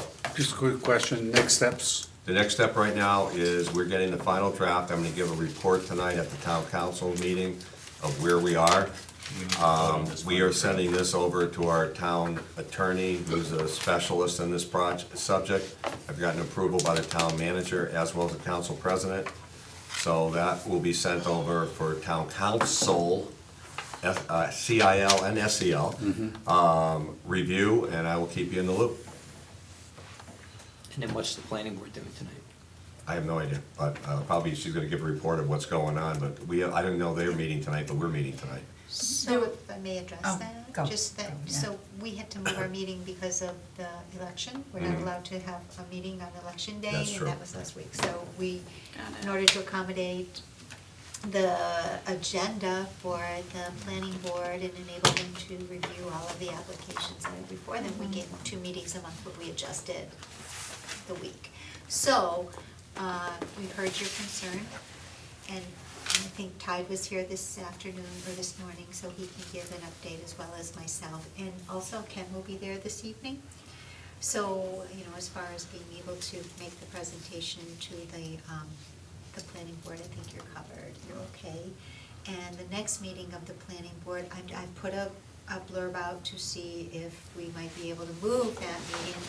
We have no new public hearings on the So you're 20th. talking about the meeting at the end of the month? At the end of the month. Okay, But that which other also than is that, in yeah, conflict with it, yeah, okay. But those are the only 2 meetings, everything else Yeah. is back on track, but we just Coming the have next month, okay. April okay. through. It was, and I brought this up to the town manager this morning when we were discussing another issue, because there are issues that are vital to some of us that are on your agenda that have created somewhat of a frustration for us because we can't be in 2 places, and we're already down 2 counselors because of illness tonight. Oh, no. Yes. And plus LCAP, poor LCAP, Right. they can't be in 2 places at once. It Right, puts a right. tremendous amount of, Absolutely. So it'll all fall into place, but thank you for. so I'm sorry, I sincerely apologize, we just wanted to make sure the planning board had their meeting. We weren't thinking about anybody else, we were very self-centered in that regard, our apologies. Yes, Joe. That's So fine. just quickly, does this go back to the planning board? No, well, because of the The first thing that substantive changes we made to their proposal, it is gonna go, they have to chime in as well. Right. We're also gonna update the council, let them know, and also see if there's any additional comments from the town attorney. And in addition to that, my hope would be that if, and maybe the town attorney will be able to give us some directive, but should it be required that the planning board have another public hearing with regard to the change? And I'm not sure that that's the case, because it went to us, the council made the modifications, but assuming how it all plays out, my hope would be that it could be a combined hearing between Yes. the council and the planning board, so it would be time efficient. Correct. Sorry, Don, so is the town attorney gonna be there tonight to discuss, or no, no, you're no, just no, giving no. your We're- update? Yeah, Got it. It's just a, He has not Seen seen the this. document, Got it. right. So, and the way it's working now with the changes we made is I cannot speak to the town attorney unless without the okay of the town manager. And I've already secured in-town council president because of billable hours, the routine. Yep, And so I was not going to have a non-finalized-esque draft I hear you. to be reviewed. And so that's why I'm trying to get this in so I can Perfect. report it's being reviewed. Perfect. Okay. The only bad day for me is in 2 Tuesdays from now. I have just a standard elective procedure that happens when you're a certain age, and And I don't think you want me around, so we'll leave it at that. 2 weeks, okay, so that would be a council meeting. that you I already missed. told her Right, that, okay. yeah. Was- So just to recap, you are we're going to have one more meeting? I think one more meeting, once we get all the information back from the attorney, Yep. make any necessary Yeah, I'll- changes, take a vote, and move it on. Sounds good. Hey, I got an appointment coming up, just a couple minutes that I gotta get to. Motion so to adjourn? I'm here listening. Do we wanna schedule Second. your meeting? Not yet. All right, motion to Pardon adjourn. the Motion- interruption, there will be a robotics meeting in room 124 at 1:45. Right on time. Motion made. Aye. Thank All in you. favor? Aye. Thanks, everybody. I really appreciate your hard work. Thank you.